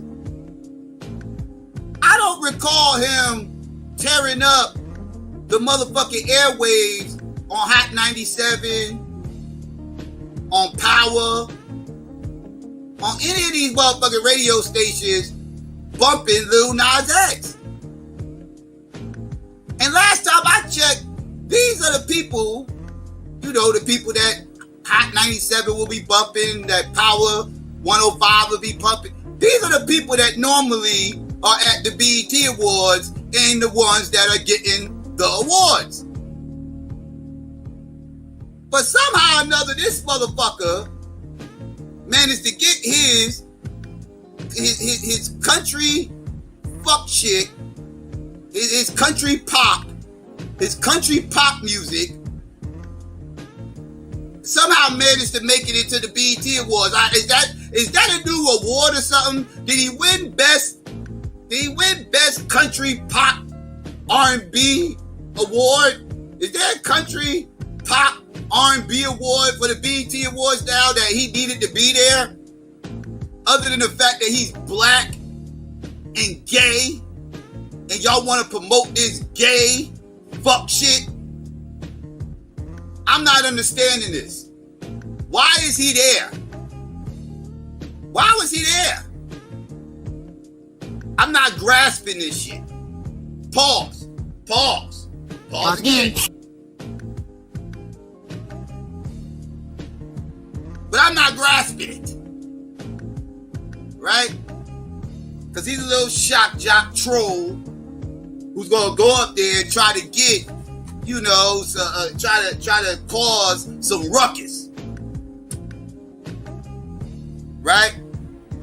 See what kind of buttons he can push. That's what he's all about. I have never seen Jay-Z and Beyonce performing on the BET Awards and kissing on stage, and they're married. And they're fucking married. And I've never seen them on the and they belong on the BET Awards. They, unlike Lil Nas X, actually belongs on the BET Awards. And they are married. And I have never seen them in a performance start tonguing each other down. But Lil Nas X, he got to do it. Because we got to promote this. We need to shove it in your fucking face. It ain't enough that he came out and made statements on social media to the press, whatever the fuck you want, whoever he took. That ain't good enough. No. Now he got to shove it all up in your fucking face.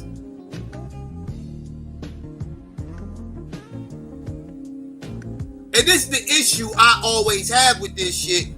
Why are you motherfuckers shoving this shit in everybody's face? What is y'all purpose? It's bad enough you're doing the nasty ass shit, but that's your business. I don't need to know about your personal business. Keep your business to your fucking self. I don't need to see that shit. I don't need to hear about that Go do what you do, whatever nastyfulness that shit is, over there. Way over there. Around the corner.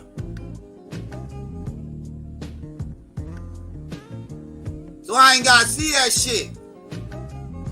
I ain't trying to see that nasty ass shit, Doc. I ain't never understood that fruity ass shit. Well, I'm straight, so I guess it ain't meant for me to know.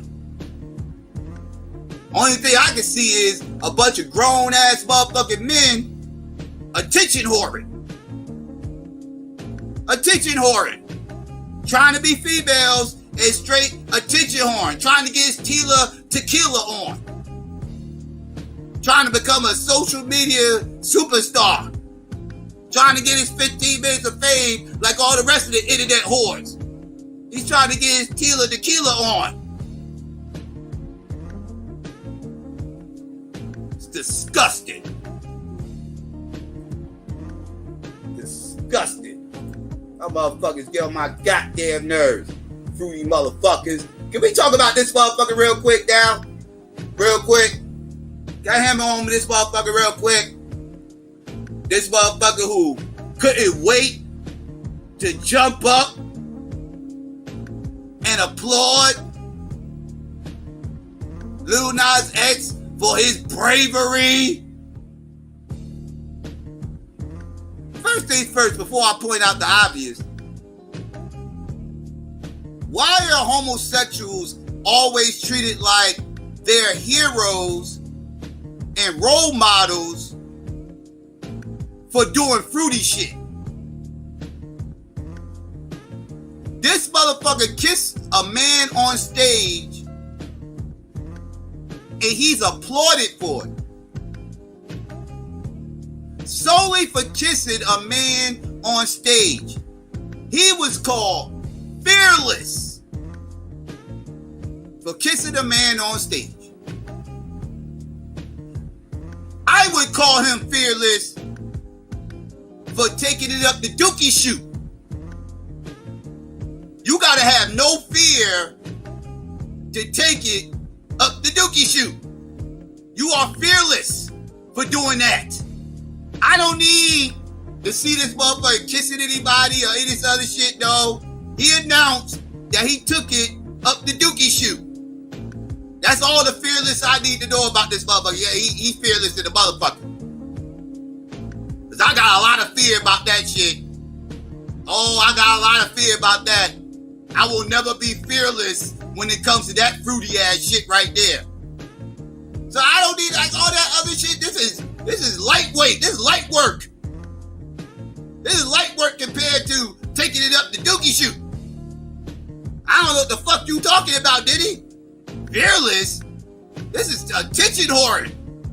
That's the fuck this is. And you co-signing this fuck shit.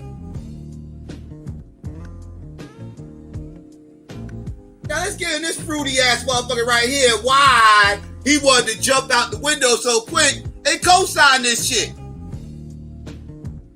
He jumped out the window to co-sign this shit because he himself is a fucking fruit. Diddy been fruity. Diddy been fruity for a long fucking time and got blasted a long fucking time ago. Long time ago. Wendy Williams lost her original New York City radio gig because she called out Diddy for being gay. She had the scoop. She had the gay motherfucker lined up, ready to blast Diddy. And then Diddy got Wendy fired. And allegedly, he paid off the fruitcake that was about to come clean about Diddy. And that's why you didn't hear nothing else from the fruitcake. But Wendy had that motherfucker lined up. Wendy had him lined up back in the day. I remember it. That's how she lost the job. And then she ended up going to Philly. And then she came back to New York for a little bit. Then she got a TV gig. The rest is history. Right? Right. But Diddy been gay, man. Like, this stuff, like, the rumors has been out here about Diddy. I mean, there was rumors that, Jennifer Lopez was just a beard. So was the other girl. I forgot, was it Kim Porter? She was like all these beards that he had. You know what I mean? Then you have all these pictures that came out. These questionable, pause-worthy pictures. That's extremely disturbing. You know what I'm saying? I mean, look at this. I mean, this is what are y'all doing right now? Y'all are grown men, and that guy looked fruity that he's hugging on. That guy looked fruity right there. Look at him. That dude, he looked like one of those. He looked like one of those fruits from France, right? One of those French fruits. You know what I'm saying? Like, he all hugged up on. Look, he a stylist. You know what I mean? Like that's Kevin Samuel's mentor. And Diddy all hugged up on him. This is disgusting. Grabbing him from the back. Hey, come here, girl. What you? Come here, girl. What you working with back here? Like there's some other stuff. I mean, look. What is he doing, son? What are you doing with this weave in your head? What is wrong with you? This European weave in your head looking fruity as hell with that lace on. Is that a lace shirt? Wait, is that a lace shirt? Negro, did you get that from Victoria's Secret? What the hell do you got on right now? With that wig on your head? What in the, oh my goodness, what in the entire, man, family, this motherfucker got on some lace, a lace shirt with a wig on his head. Is this considered fearless, Diddy? Is this considered fearless? I don't know. What Diddy. What about this picture right here? What is this about? Why you look like you are sitting on this dude's lap? What is going on here? You all leaned up on him. You got his elbow. You got your elbow by his chin. You got look where his elbow, look where his arm is sitting at, family. Now he got one arm about to grab his head, looking very affectionate, and then his other arm is right between his legs. His other arm is between his legs, and they both rocking pink. And they are both rocking pink. You can't write this shit. You can't write this shit. What are we talking about here? What are we talking about? And what is him and Rick Ross doing right here? Y'all remember this infamous picture? I remember 50 Cent ripped the shit out of Diddy and Rick over this, and he should. 50 Cent was right to rip this motherfucker over this shit. What is this? What is this? I mean, bruh, you are invading each other's personal space. Diddy has his tongue out. Rick Ross has his eyes closed, like he's ready to just dive straight in. This is not a good look. This is not a good look for either party. For either party.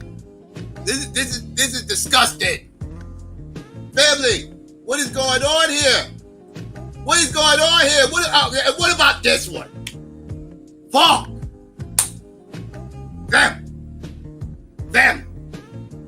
Family, seriously. Ha! Gay! That's gay as fuck. This is gay. These motherfuckers are working out together with no clothes on. This is disturbing. This is disturbing. What is going on here, family? This is why Diddy Diddy jumped out the window to take up for that Lil Nas X fuckery.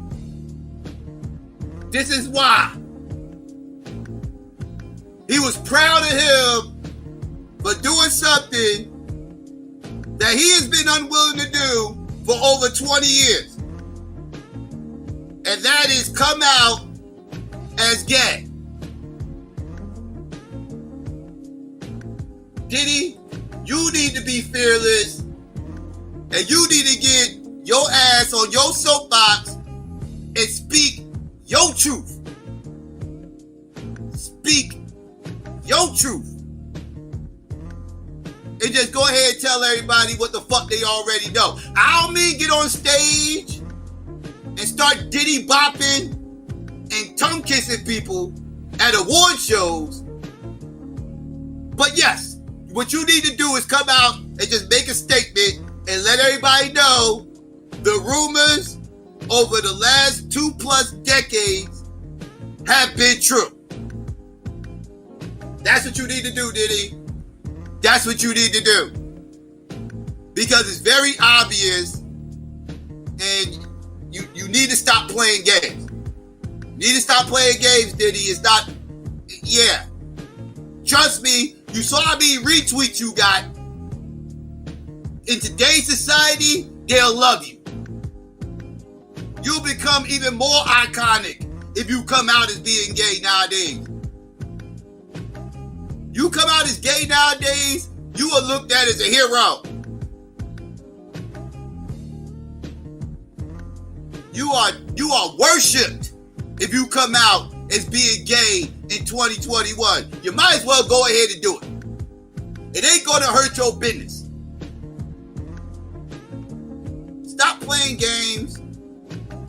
Everybody already knows. You're not deceiving anybody. Stop. No? What's good, Renee? You there? You want to speak on any of those pictures? Yeah, I'm here. The one picture, that's his son. Oh, that's his son? Mm-hmm. Oh, that was still gay as fuck. I don't care. What are they doing? That was gay. That was gay. I'm not going to be working out my son with no clothes on. Put a shirt on. Put a goddamn white beater on. Do something, man. What the hell is you doing? That's his son, Justin. But yeah, I mean, I think Diddy be trolling and stuff because, but he be trolling because he know he gay. You know what I'm saying? I mean, like, just go ahead and come out with it. Just go ahead, like, at this point. You believe that, Lil Nas X is being fearless. And the reason I say he should come out with it is because by him, celebrating Lil Nas X and trying to pretend like he's a heterosexual man, I'm not feeling that. People need to go ahead and recognize it for what it is. And it's one LGBT member supporting another. That's what that was. Diddy is somebody who's in the LGBT, who's supporting another gay man doing something like that. But instead, it's still framed as, oh, this heterosexual black man, he's supporting the LGBT community, he's supporting Lil Nas X and all this. No, it's not. It's a gay man supporting another gay man. But yeah, Diddy's just a clown. I mean, he's another, when these people get into, entertainment industry and they become successful, so many of these people will then begin to do and say anything for attention. And, that's what so many of these people have fallen victim of that we've discussed tonight. From Tila, Tequila, that whore, that damn mole rat, her. And, Diddy, he's always been, trying to get attention. And Lil Nas X, I mean, damn. It wasn't enough for him with the Old Town Road song. He had to keep turning the volume up even more to the point where now he's on the damn BET Awards kissing two dudes. Like, do we need to see that? And what he gets off on is people talking about it. Because when he did the whole video with the devil, and then he had these blood shoes and all of that kind of crap, or satanic shoes or whatever it was, he got off on that. You know what I'm saying? And he talked about that he enjoyed people, being up in arms and, the whole Satan thing and all that. He's definitely a troll. He's an internet baby. Like, let's be clear on that, because I believe he's a Gen Z. So he grew up in the whole social media, internet world for real. So he is a part of that. He knows how to troll, and he knows how to do things to try to get under people's skin. And that's what he likes to do. And he knows that a lot of people believe in the whole Illuminati thing when it comes to the music industry. And so that's why when he did that video, I think he had images in there that people's like, that's the Baphomet, and that's the this, and that's the that. He loves it. He eats it up. He laughs at it, because he knows that people are deep into that Illuminati thing, and that they're saying like he sold his soul and all of that kind of stuff.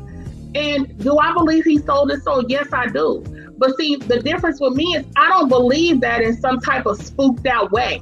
Like, I don't believe that in some kind of, there's a devil, and then he said, give me your soul. And no, somebody selling their soul means nothing more than they're willing to do whatever for money, for fame. Okay, they're willing to. It doesn't matter. They won't have any standards. They won't have any self-respect as long as they're going to get paid for it.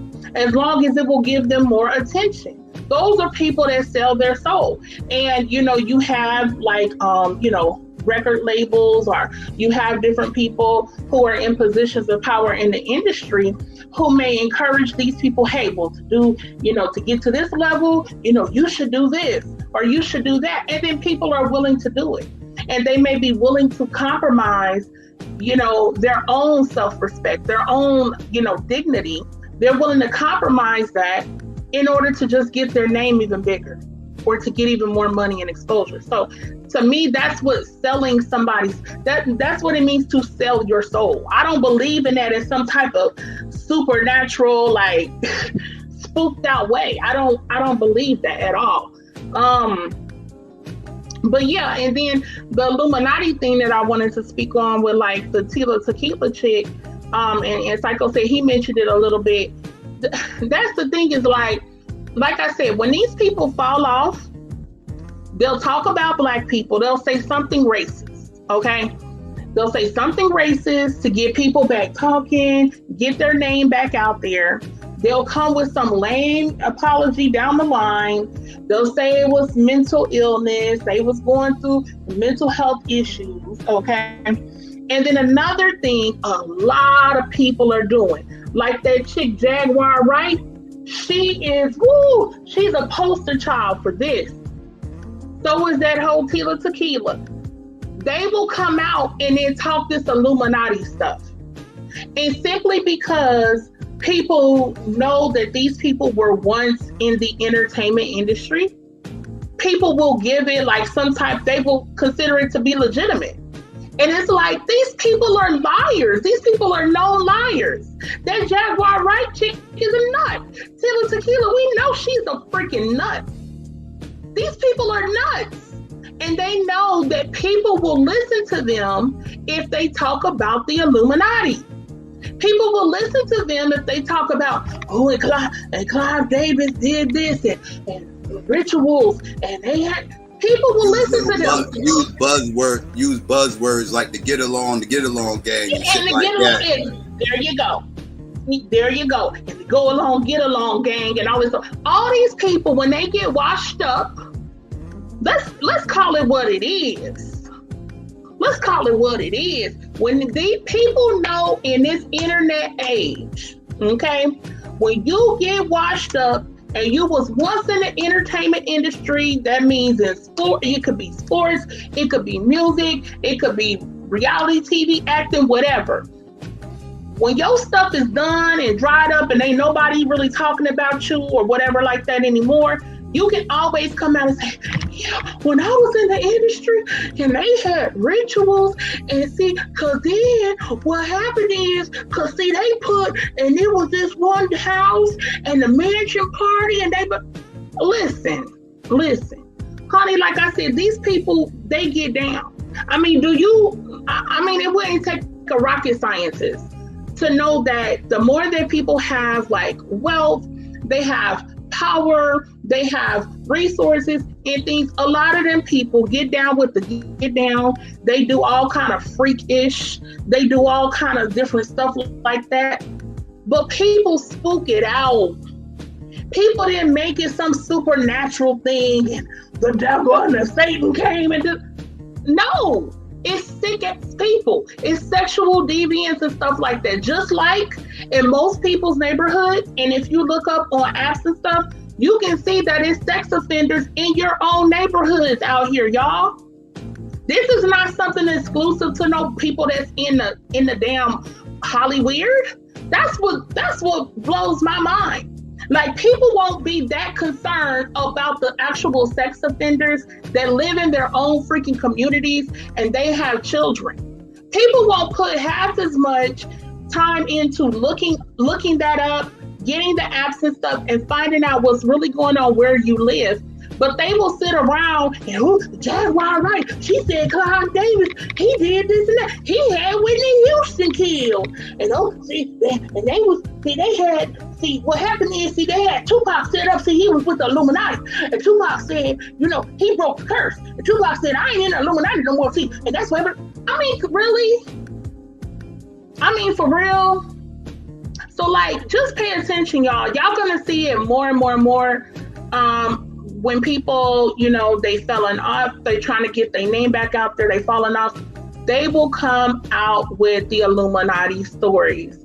They will come out with supposed rituals. I've seen some of these so-called rappers that, at one point in time may have been, at a lower level in the music industry, but they, could have blew up or they knew some people that might have had a popping song or two. And, now, because let's understand, that's a whole hustle too. The whole Illuminati thing is a hustle too. I don't get why people don't understand that. And it's like, if the Illuminati and all this stuff was so heavy in terms of what these people was doing, why would they even speak about it now? Like, if you were shook, let me get this straight. As long as they were popping in the industry, they was known in the industry, they had a name, they was making money. They didn't say none of this stuff. But now, when they don't have none of that going on, now they saying it. So what? Long as they out of it and they're nobody, the Illuminati don't care no more? If the Illuminati was really, really like that, how people are saying, would nobody be talking about it? These people have the power to control all of these things, but they can't prevent Jaguar Wright and this person and that person from getting on the damn low budget YouTube channel and talking trash. Like, and a lot of these motherfuckers be on their fucking phones, which is a tracking device on itself. They ain't like they can't find these motherfuckers. So what? Like, like the Illuminati can't be who y'all say they is, because they totally will eliminate these people.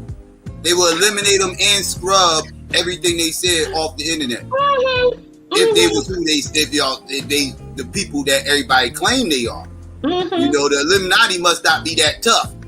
If they can't shut down motherfuckers when they know exactly where the fuck they at, they allegedly got access to all this shit because they created it, right? They the ones who tracked everybody, right? They the ones who put the chips in everything, right? So they can track everybody in the new world order and all that. So you can find these motherfuckers. Why y'all not shutting these people up? Why is Kwame Brown running his motherfucking mouth? Okay. Why is Tila Tequila still running her mouth? Why is all these people still running their mouths? And Kwame Brown talking about the go along, get along game. When this man done been retired for how many years? Why he didn't say nothing when he was in the NBA? Matter of fact, why didn't he say nothing about Charlemagne when the allegations came out? Why did he only say something about Charlemagne after Charlemagne brought up the information a lot of people didn't know about his daddy and his family and all the stuff that they've done. Why did he only mention that stuff after Charlemagne talked about him? Right, exactly. Like, people are just. But so if he really cared about the Illuminati, he would have blasted those.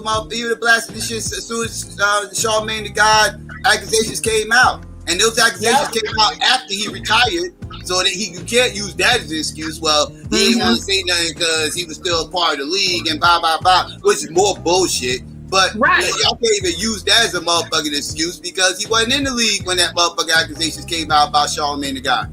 He was out the league by then. Exactly. He covered that story. And Kwame didn't. Yep. And here's the thing though, Psycho. If it's so, right, that while he was in the league, he didn't want to say nothing, then that means Kwame Brown is part of the Go Along Get Along gang. Right.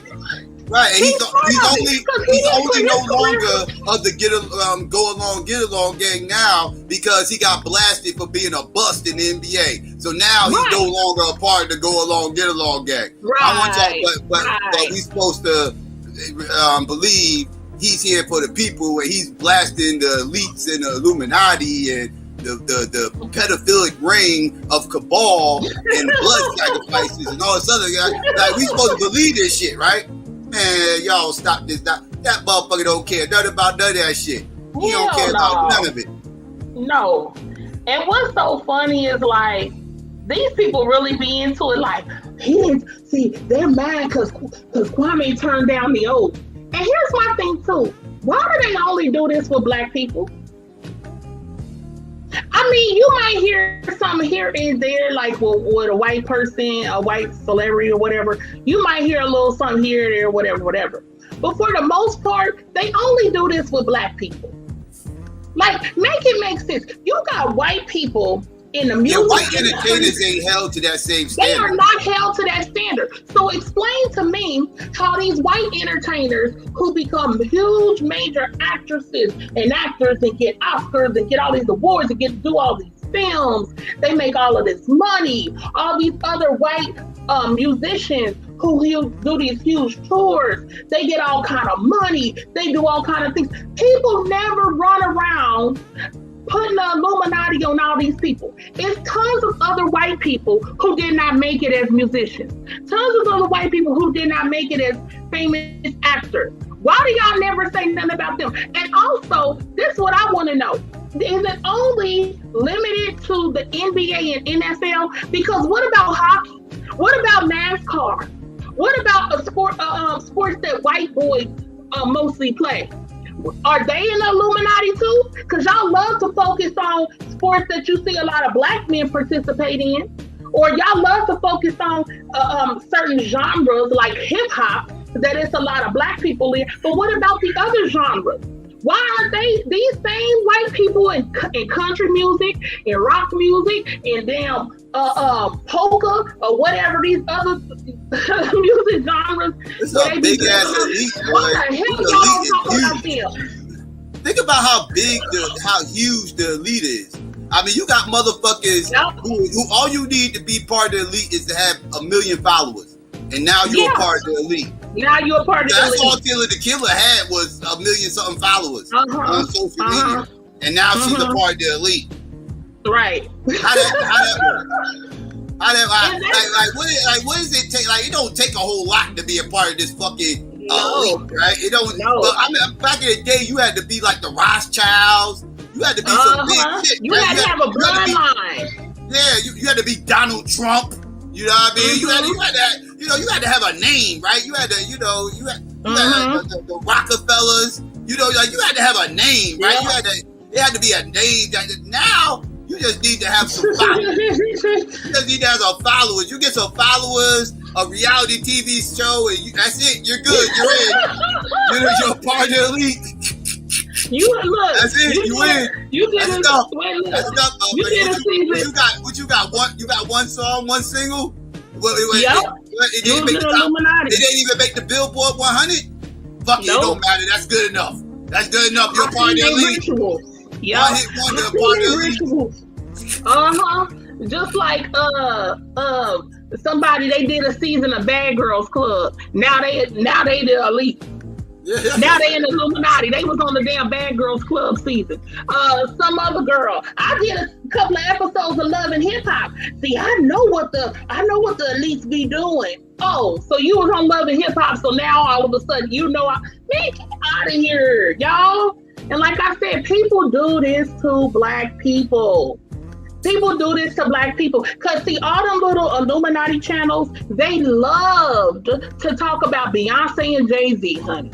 They put the thing where Jay-Z had the shirt on, do as thou wilt, which is a quote from Aleister Crowley or whatever. And they was running around, the Illuminati, they the devil, they the Satan, Beyonce the Satan, and all of this stuff. Do you know that Beyonce and Jay-Z, they're not even a crumb on the table in terms of the wealth in America, the wealth of these white folks? They're not even a crumb.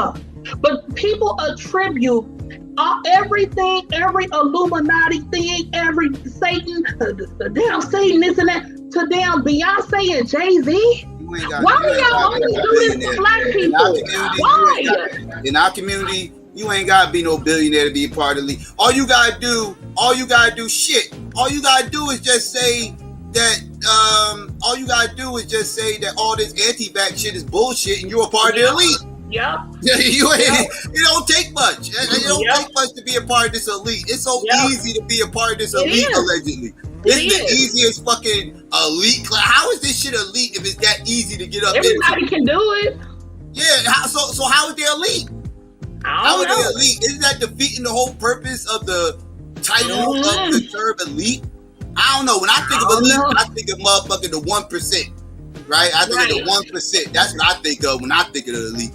But y'all motherfuckers are not talking about the 1%. Y'all are talking about the 1% and about 68 of the other motherfucking 99% that's out there. Y'all motherfuckers are talking about 69% of the population is the elite. How the fuck does that work? How does that work? How they that means that's they not elite. So let me just tell y'all this real quick. 1%, because we know that most of the wealth is in the hands of like the top 1%, so to speak, right? And so people will say that those are the elites, and right, they control everything. And they control a lot. Let's keep it a buck. But do you know that would equal out to 1.6 million households? That's 1.6 million families are equal to 1%. So this is what I want to know. Do the 1.6 million different families, do they all come together and have meetings? Or those people? Do they have Zoom meetings? Do they have Zoom meetings? Because it's the COVID shit and everything else, so that's popular now. Do they all meet up in Zoom meetings? Right. Because see, I'm speaking about households. These are households. These are not even just people. Is it only the head of household that gets to speak? Is it only the head of household that gets to speak, or does the children have a say? Does the children have a say too? Or typically the wife. Because most of the wealth is men. Yeah, is this a misogynist group? Do the women have a say? I'm sure the Illuminati got some feminists in there who won't be having it. I'm sure they gonna get their voice heard. So they do a Zoom meeting with 1.6 million people. And what do they talk about? What do they talk about? Like what kind of shit be on the agenda? What kind of like okay, on today's Illuminati agenda, we're going to discuss pizza. We're going to discuss this new 5G technology, and we're going to discuss the vaccine. We're going to discuss this. Like how does that shit even work? Like, is it one separate meeting for each topic, or do they cover all things? Or they meet like once a month and they just cover everything and they try to cover all their bases and shit? Like, how that work? Well, I think probably what they do that might be a little bit more efficient. I would think it would have to be like a once a month thing. Or is it weekly? Well, yeah, but they probably have an exclusive newsletter. So they might have and they'll send it out by email.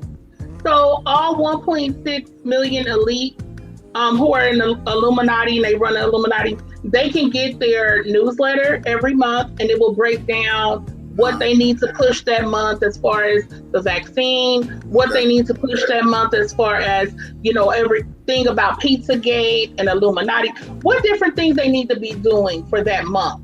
So I think that's probably good. All right, so they meet up 12 times a year. Yes. Yes, but they send out the newsletter. Okay, yeah, because newsletter, right. Yeah. Let me ask a question. Because this the Illuminati thing supposed to be worldwide, right? Mm-hmm. So now, it's easy for everybody to get together in the Zoom meeting because Zoom is kind of like a worldwide thing, right? On the interwebs is a worldwide thing. It's international, right? I got a question though. Mm-hmm. How did they meet up back in 1985? Well, see, before the interwebs, because the Illuminati was out back in 1985. So how did these millions of families meet up before Zoom and emails? Because they weren't getting no email newsletter, and all so how did they communicate with each other back in 1985? It wasn't even no conference call back then. Conference call back then. You know how long it would take the three-way call? A million motherfuckers and shit. You had to call first, motherfucker. They'd be like, "All right, you there? Call Mr. Pink. Okay, I got it. I'm gonna put Mr. Pink on the three-way. Click. Call Mr. Pink. Mr. Pink, get on back. All right, Mr. Pink, you there? All right, we gotta get Mr. Yellow on. Call Mr. Yellow. All right, give me a second. Mr. Yellow, Mr. Yellow, you there? All right, we gotta get Mr. Red. You gotta click over and call him. All right, that's how you had to do conference calls. That's how you did conference calls. So is that how they did it? No, can you let me finish? Hello? Yeah, let me talk. All right, go ahead. Why are you being so obnoxious right now? Don't you know they've been and had email, Psycho? They've been and had the internet. They had this stuff way back in the early 1900s. The elites have been on the internet and online since 1906. You didn't know that? They've been had smartphones, Apple computers, and everything else. In 1923 was the first year where what people call today Instagram, that was when Instagram was created, Psycho. So they've been to had Instagram, Facebook, they've been to had Twitter. That's been going on since the early 1900s. Don't you know? And also, let me say this real quick. ABC, aka Adolf M. Muhammad. Let me give you a little. That's ABC right there. Talking dumb shit. Yeah, we got Kunin in the building. We got Kunin in the building. That's what that is. Okay. Yeah, but wait a minute. Let me say this though. Let me tell you something. If y'all want to come in here, be a man about it. I'm gonna tell you, man up. Come in here under your real account and talk. And the other night when I put back there that you could have came up on the panel Sunday night, you didn't come. So don't come in here with no fake ass account. Come in here trolling. And just a little clue to you. When you talk, people don't typically understand it. When people go and they get these fake accounts and these troll accounts, people don't change up the way that they speak. So it's very easy to tell how somebody types when they're using their name, like typically, and then when they use a troll account. And that's you all day. They are back on that agent stuff. I guess they never left. Nobody said that but you. Nobody has said that. I guess they never left. Defending their master. You are literally the only person who said that type of thing that I've heard. So you told on yourself all day long. Man up, and come in here under your real account. Do that If you can't, then use a punk. Yeah, you are. You're a punk. That's why you got a pull fake name. When I go on people's stuff, I go on there as me. I don't go on there. I don't have no troll accounts, period. Nope. If I want to say something, I'm going to say it. And I'm going to stand on it. So come back in here with another one you blocked again. We said we blocking people this year. If you can't stand on your square and come under your account and stand on what you say, you don't need to be in here. Bye. Now, I'm not dealing with you agents. I'm not dealing with you agents coming in here talking dumb shit. Alright, we got pseudo Sundays and you motherfuckers be quiet as church mice. You motherfuckers be in the fucking clouds, listening to your ideologies getting bitch slapped. And you motherfuckers don't click on no links. And then y'all wait till the shows we ain't dropping no links. And then y'all want to come up in the chat and think y'all going to troll. Get your troll ass up out of here. Get your troll ass out of here because y'all don't defend none of that dumb shit y'all be trolling about, you coon ass Negroes. You coon white worshiping ass Negroes. Yeah. You Alex Jones loving ass fucktards. Get your ass the fuck up out of here.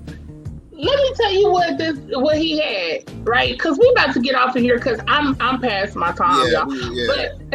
But this was so funny. This dude had some white boy, some Viking looking white dude with some long blonde hair. I gotta get his name. He play in the NFL, and he said that he would rather retire than basically be made to get the COVID vaccine. This dude, ABC, he posted a picture up of the dude and said he captioned it hero. This dude captioned this white dude's pic hero because the dude said he would rather retire than get the vaccine. Like, these are the type of cool, like, this is the type of insanity like we dealing with out here. And then come and put the thumbs down. Honey, go back out and do it again. And thank you for the thumbs down, because guess what? That's still activity on the channel. That's still interaction on the channel. So thank you. That still helps in the algorithm. Like, that don't mean nothing. Go do 1,000,000 thumbs down. Ain't nobody thinking about that dumb shit. Make some more profiles and give us some more coon ass Negroes. Coon ass Negroes. Go troll some white people.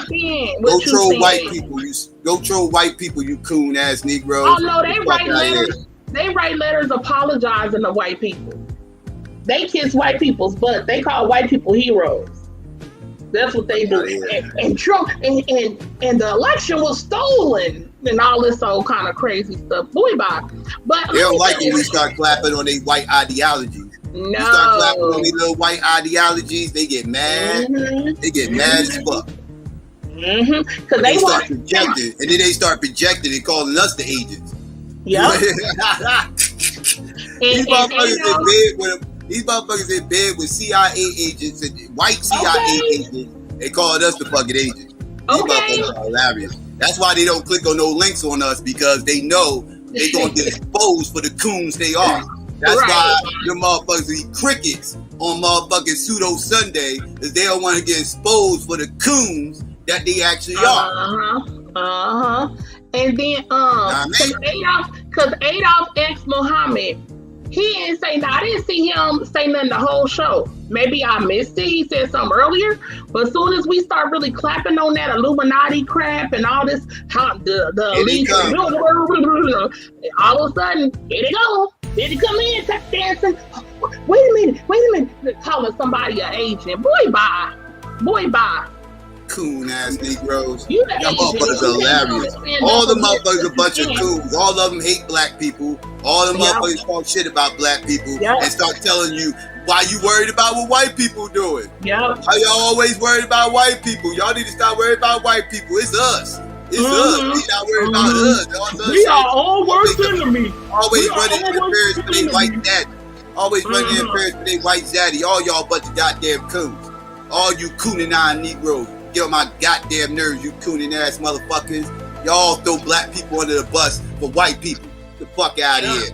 With y'all white people fuck shit, trying to indoctrinate us with y'all little white conspiracies. The fuck out of here. That shit ain't fucking black. Ain't nothing black about it. Y'all motherfuckers don't even embrace the black conspiracies. Y'all all dick rotting these goddamn European conspiracies. Yeah. Flat Earth, anti-vax, fucking alien loving, fucking pizza hating ass motherfucking Negro. Word up. Fuck out of here. I love pizza, motherfucker. Go fuck yourself. I'm up in Jersey, motherfucker. We got the best pizza on the fucking planet. We got the best pizza on the fucking planet. I love all that shit. The hell you talking about? I'm up and try to motherfucking hate on pizza. How y'all gonna hate on pizza? One of the best things white people ever invented. Pizza one of the best things white people ever invented. You gonna shit on that? How you gonna shit on that? Oh, now, they don't invent too much that's great. Most of the shit they invent is fucked up. But pizza ain't one of them. That shit. I love me some motherfucking pizza, motherfucker. Fuck you. Not talk bad about pizza. Me and Psycho be having this debate. Yeah, no pizza bashing around me, motherfucker. You making me want some pizza right now. All this goddamn shit talk. You stupid. What are we talking about over here? Oh man, but yeah, let's get off of here, y'all. We done went into just having to sit up here and roast these conspiracy nuts, these conspiratards. But I don't know why the hell we end up getting to this conspiracy shit, but yeah, I wasn't prepared for these. When I start talking about the people when they get, you know, their careers a rap. Yeah, the conspiratards got triggered. Yeah, because Tequila did that. She started talking that Illuminati stuff and everything once she was dried up. So, but yeah. Elaine said, I'm so hurt. I don't like pizza and I love aliens. Yeah, she love aliens. She caught up in the alien stuff. She gonna convince she's gonna break her neck to convince us these alien stuff is real. I will say this. Out of all the conspiracies, that one has the best chance, greatest potential, and the most potential at maybe being real. Maybe. I agree with that. Out of all the other kooky shit, like that pizza shit is fuck shit. That anti-vax shit is paranoid, spooky, dumb shit. That flat Earth shit is fake. It's not real. The alien shit, I don't believe that shit either. But that one has the most probability at possibly having some weight to it. Possibly, I don't think it does, but that's just me. But you know, that one has the most likelihood to possibly, maybe have some weight to it. Yeah, I gotta specify that. Craig said, "Can we go back to Rosa Tila? She a easy target, ain't she though? That little gremlin, she ugly as hell with a big ass head. Girl, bye. She done been ran through. Like she done been ran through, y'all. Like I don't even know how honey, listen. That's they all always talking.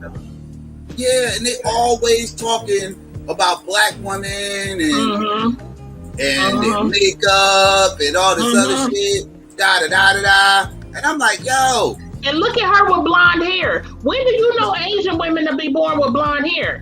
She wears weaves, and look at her with no makeup. Right. Look at her with no makeup. But look at her. But look at the thumbnail. I put with her with blonde hair. Why does she have blonde hair? She don't. Asian people aren't born with blonde hair. Ain't that what they say about black women? I mean, don't they say black women's hair is not normally blonde? Neither is Asian women. I mean, she got bad skin. She need to go holler at Diddy with some of that. What's that shit Diddy used to have? What's that shit called? That shit for skin Diddy used to promote. Was it Proactive he did? Yeah, Proactive. Yeah, that Proactive shit. She need to go holler at Diddy for some of that Proactive. Yeah, her skin is horrible. She got horrible skin. Her goddamn eyebrows are motherfucking decayed. Yeah, but she did all that hard living. She did all that drinking and drugs and partying and screwing everybody and doing the most. I mean, she looked like she give hand jobs at masseuse parlors. Gosh, yes she do. She looked like she give hand jobs at masseuse parlors. She looks like a damn alien. Let's keep it a buck. Yeah, she do kind of resemble an alien with that big ass head and small chin. Cause she got a big. Her face is shaped like a triangle. Right, like she got that big ass dome, and then her shit gets skinny. as it goes down and shit. Like she got a triangle head and she look like an alien. Yeah, it's great. Yes, she do. Yes, she do. She's a hot ass mess. And I would say that like the dudes that did date her or whatever at one point in time, they was just hitting it. I guess because she was a hoe, you know, she's a whore. They wanted to see what it was about. I'm guessing because sometimes, you know, there's something about men that some men, because a lot of men wouldn't touch her with a 10-foot pole. But it's like, if you know this chick is a whore, she done got down with the get down with a dog, a cat, man, woman, giraffe, you know, whoever. She done did it all. Like, why would you want to deal with that? And then that dude, Sean Merriman, like, why would you get with somebody like her? Like, you sick as hell. You sick in the head, for real. And then somebody had a baby with her. I guess, luckily it was some white dude, which is good. But yeah. And then she had a video where she had her little daughter, and she said, I'm gonna make some babies, make a black baby. She said, I'm gonna make a she said she can. She said, I'm gonna make She said, I'm gonna make an Asian baby and I'm gonna make a black baby. And then her little daughter, little young daughter, she said, No, don't make a black baby. Don't make a black one.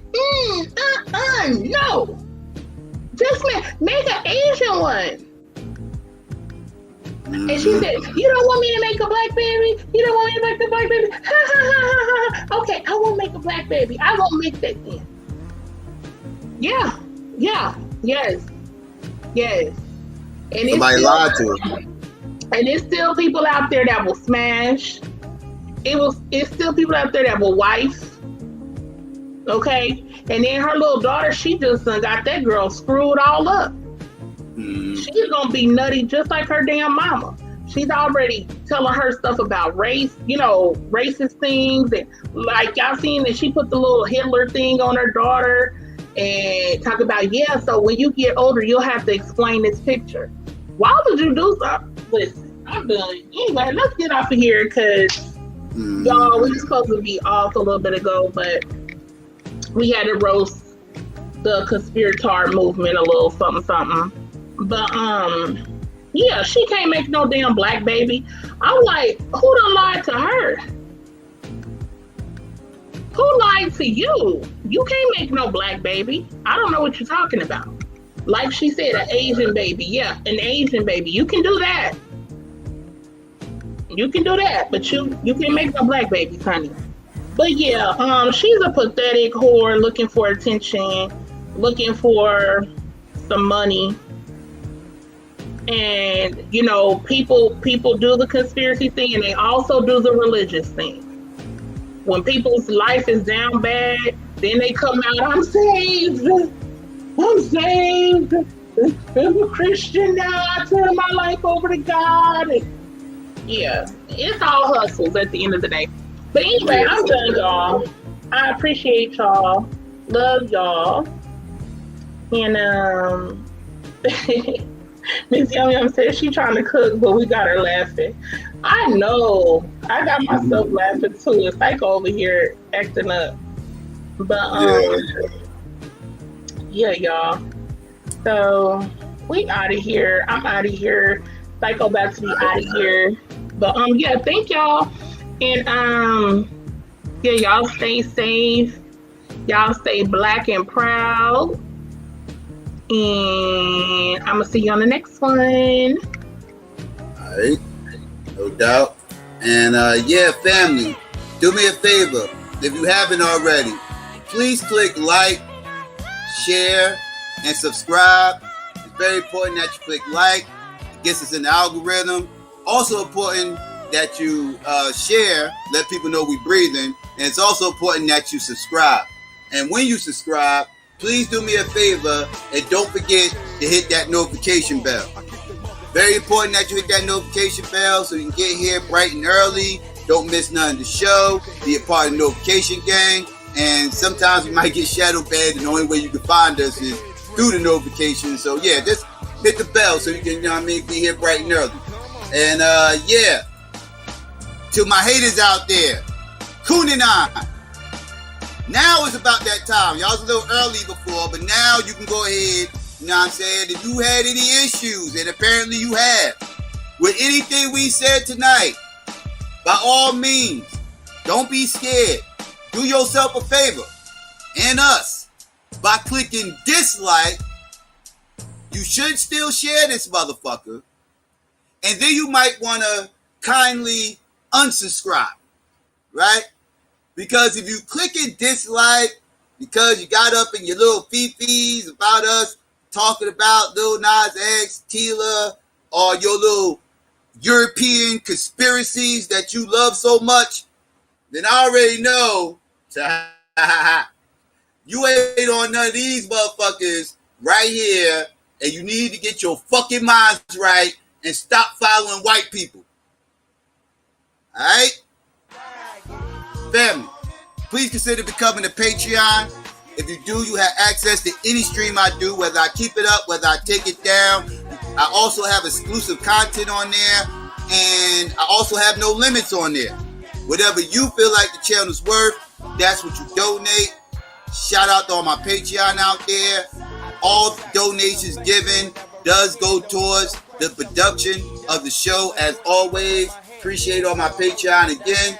And yeah, family, please follow me on Twitter and the gram and on Clubhouse at SYKOPATHeist, spelt the same way as the channel. You know what I'm saying? Be sure to hit me up on all those spots.